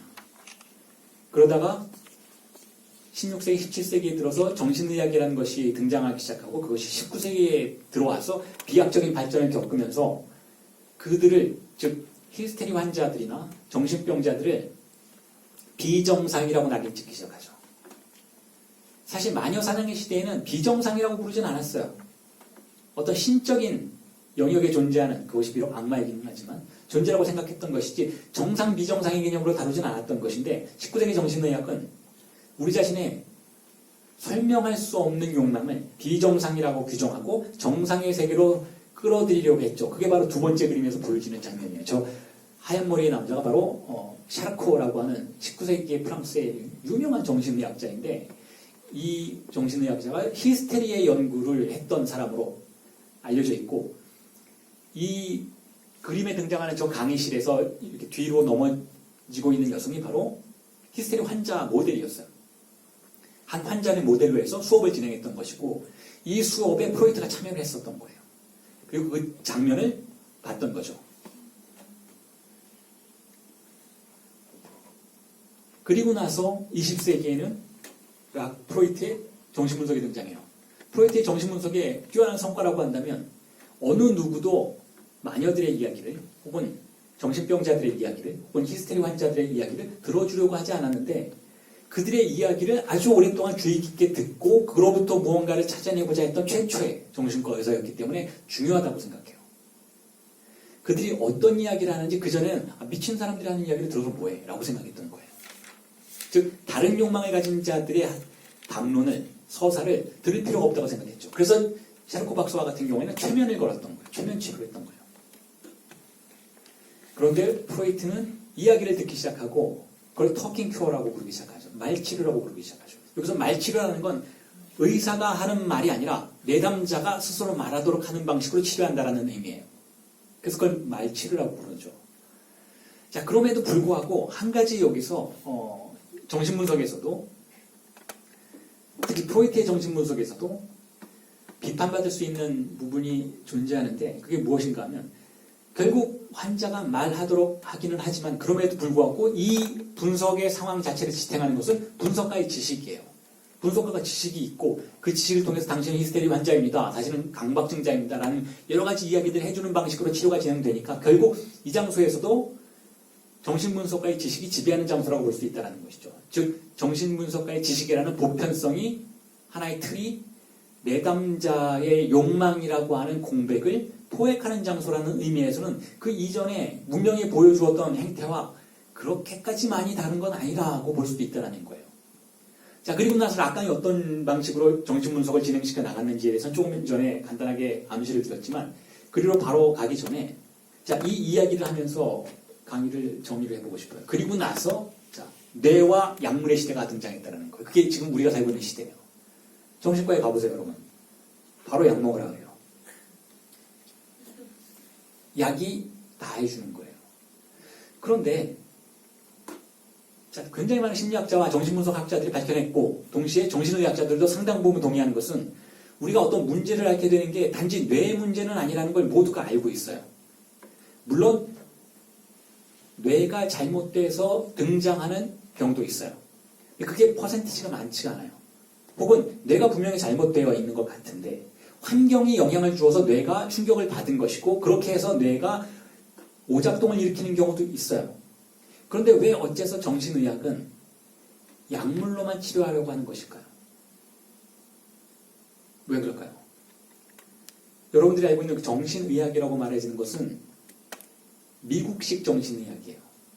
물론 정신과 의사분들이 다 미국 가서 공부하신 분들은 아니지만 그분들이 공부한 책 그리고 그분들이 여러분들을 진단하는 진단 편람이라고 하는 규주는 의사분들 뒤에 꽂혀있는 규주는 미국의 정신의학회가 만든 책이에요. 그걸 DSM이라고 불러요. 정신진단 편람 책이라고 부르는 것인데 저기 1, 2, 3, 5까지 나와 있어요. 그것에 근거해서 대부분의 의사들은 여러분들이 어떤 병을 앓고 있는지 어떤 심리적인 문제를 가지고 있는지 판단해요. 자기가 마음대로 하는 게 아니라는 거예요. 그리고 그것을 정당하다고 생각하죠. 그런데 제가 지금까지 여러분들에게 설명드렸던 그 강박증의 세계와 현대 정신의학의 세계를 비교해 보신다면 저는 다른 쪽의 위치에서 이 이야기를 하고 있다는 것을 짐작하실 수 있을 것 같아요. 자, 우리의 문제는 제가 이 수업 처음 시작하면서 여러분들 말씀드렸죠. 여러분들의 불안과 우울증 혹은 여러 가지 증상들은 여러분들의 것이에요. 그 증상은 여러분들의 아주 개인적인 삶이 흔적으로 남긴 어떤 종류의 낙인이에요. 어떤 종류의 표지인 것이죠. 욕망이 아주 독특한 표지들인 거예요. 자, 그런데 그 독특한 표지에 여러분 스스로가 접근할 권리를 차단하는 것이 바로 오늘날의 강박증이라는 거예요. 오늘날의 정신의학의 강박증이라는 것이죠. 여러분들이 그것을 명명하도록 놓아두는 대신 여러분들이 그것이 무엇인지 스스로 설명하도록 놓아주는 대신 일단 여러분들 입을 틀어막는다는 것이죠. 어떻게 틀어막느냐면 약물로 틀어막는다는 거예요. 그럼 왜 그렇게 됐을까? 왜 미국 정신의학자들은 왜 모두가 다 고전주의자들이 되어버렸을까? 왜 모두가 르네상스인으로부터 멀어지지 않았던 것일까? 에 대한 설명이 하나 존재할 수 있죠. 그 정신의학에 관련된 그 진단 편람 체계를 만드는데 굉장히 많은 돈을 투자하는 사람들이 누구냐 하면 제약회사들인 거예요. 그래서 증상에 대한 연구가 일어날 때 약물로 치료할 수 있는 것에 대한 연구비의 지원은 아주 활발하게 일어나지만 환경적인 요인을 갖고 있는 그러한 증상들을 치료하는 데에는 상당히 소극적이었다는 거죠. 그래서 진단 편람 체계 자체가 약물 위주로 만들어질 수밖에 없었다는 거예요. 그런데 약물은 조금 전에 말씀드렸던 것처럼 강박증의 산물이에요. 약물은 모두가 똑같이 스탠다드하게 만들어진 것이고 우리의 각자 다른 질환들과 각자 다른 증상들과 각자 다른 욕망의 구조들을 동일한 차원으로 편입시키는 일종의 폭력이라고 볼 수 있다는 거죠. 물론 그렇다고 약물이 전혀 무용하다라고 말씀을 드리는 건 아니에요. 약물도 진정 효과는 있는 것이니까. 하지만 치료 효과는 없다는 거예요. 진정시켜주죠. 어떤 사람이 우울증에 걸리면 그 우울증 약을 먹고 조금은 세로토닌이 증가해서 좀 밝아진 듯한 느낌이 들 수 있는 거예요. 그런데 이 사람의 욕망이 왜 우울함을 겪어야 하는지에 대해서 근본적인 이유를 우리가 알지 못하는 상태에서 약물을 투여하면 우울증이 스스로 말하는 기회를 박탈하는 것이나 마찬가지라는 것이죠. 내가 왜 우울한 것인지 처음에는 몰라요. 그러니까 병인 거예요. 왜 우울한지 알면 병이 아닌 거예요. 어제 우리 집안이 망했어요. 아버지가 사업하다 부도가 나셔서 수십억을 날렸어요. 그래서 우울해요. 이건 병이 아니죠, 여러분. 진짜로 병은 뭐냐면 몰라요. 그런데 살고 싶지 않은 거예요. 이게 진짜 우울증인 거죠. 자, 거기에는 약물을 투여하면 안 된다는 거예요. 그 사람이 왜 우울한지 이야기 들어봐줘야 돼요. 그게 몇 달이 걸리건 몇 년이 걸리건 아주 어린 시절부터 이 사람의 욕망이 어떻게 구성되었고 그 욕망에 대해서 이 사람은 어떻게 반응하고 있었던 것이고 그 욕망이 이 사람을 얼마나 상처 주었던 것이고 또 얼마나 기쁨을 주었던 것인지를 들어봐야 한다는 거죠. 굉장히 오랜 시간이 걸리지만 그와 같은 과정을 거치지 않는다면 주체가 가진 욕망의 독자성과 고요함은 파괴될 수밖에 없다는 거죠.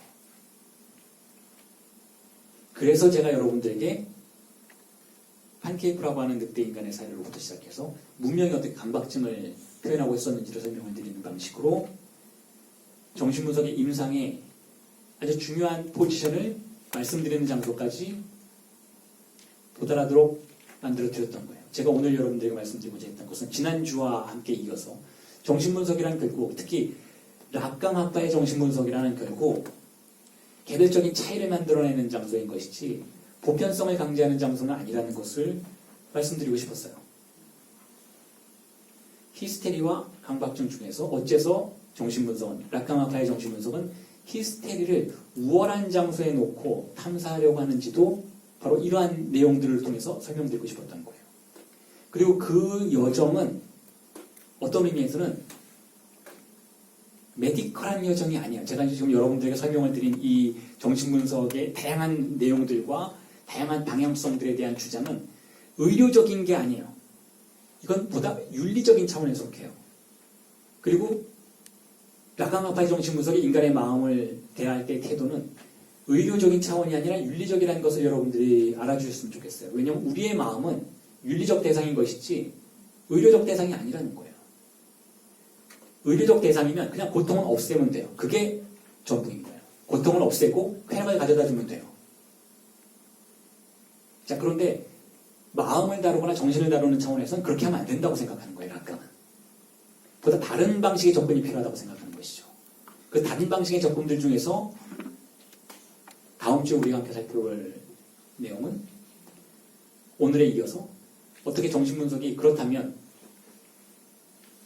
내담자의 욕망을 판단하는 것이 아니라 내담자 스스로가 새로운 욕망을 창조해내는 과정으로 나아가는 것인지를 예술적 기회 차원에서 설명하는 내용이 이어질 것이라는 점을 여러분들에게 예고를 드리면서 오늘 강의를 마치고 간단하게 몇 분만 질문을 받고 정리를 하도록 하겠습니다. 수고하셨습니다.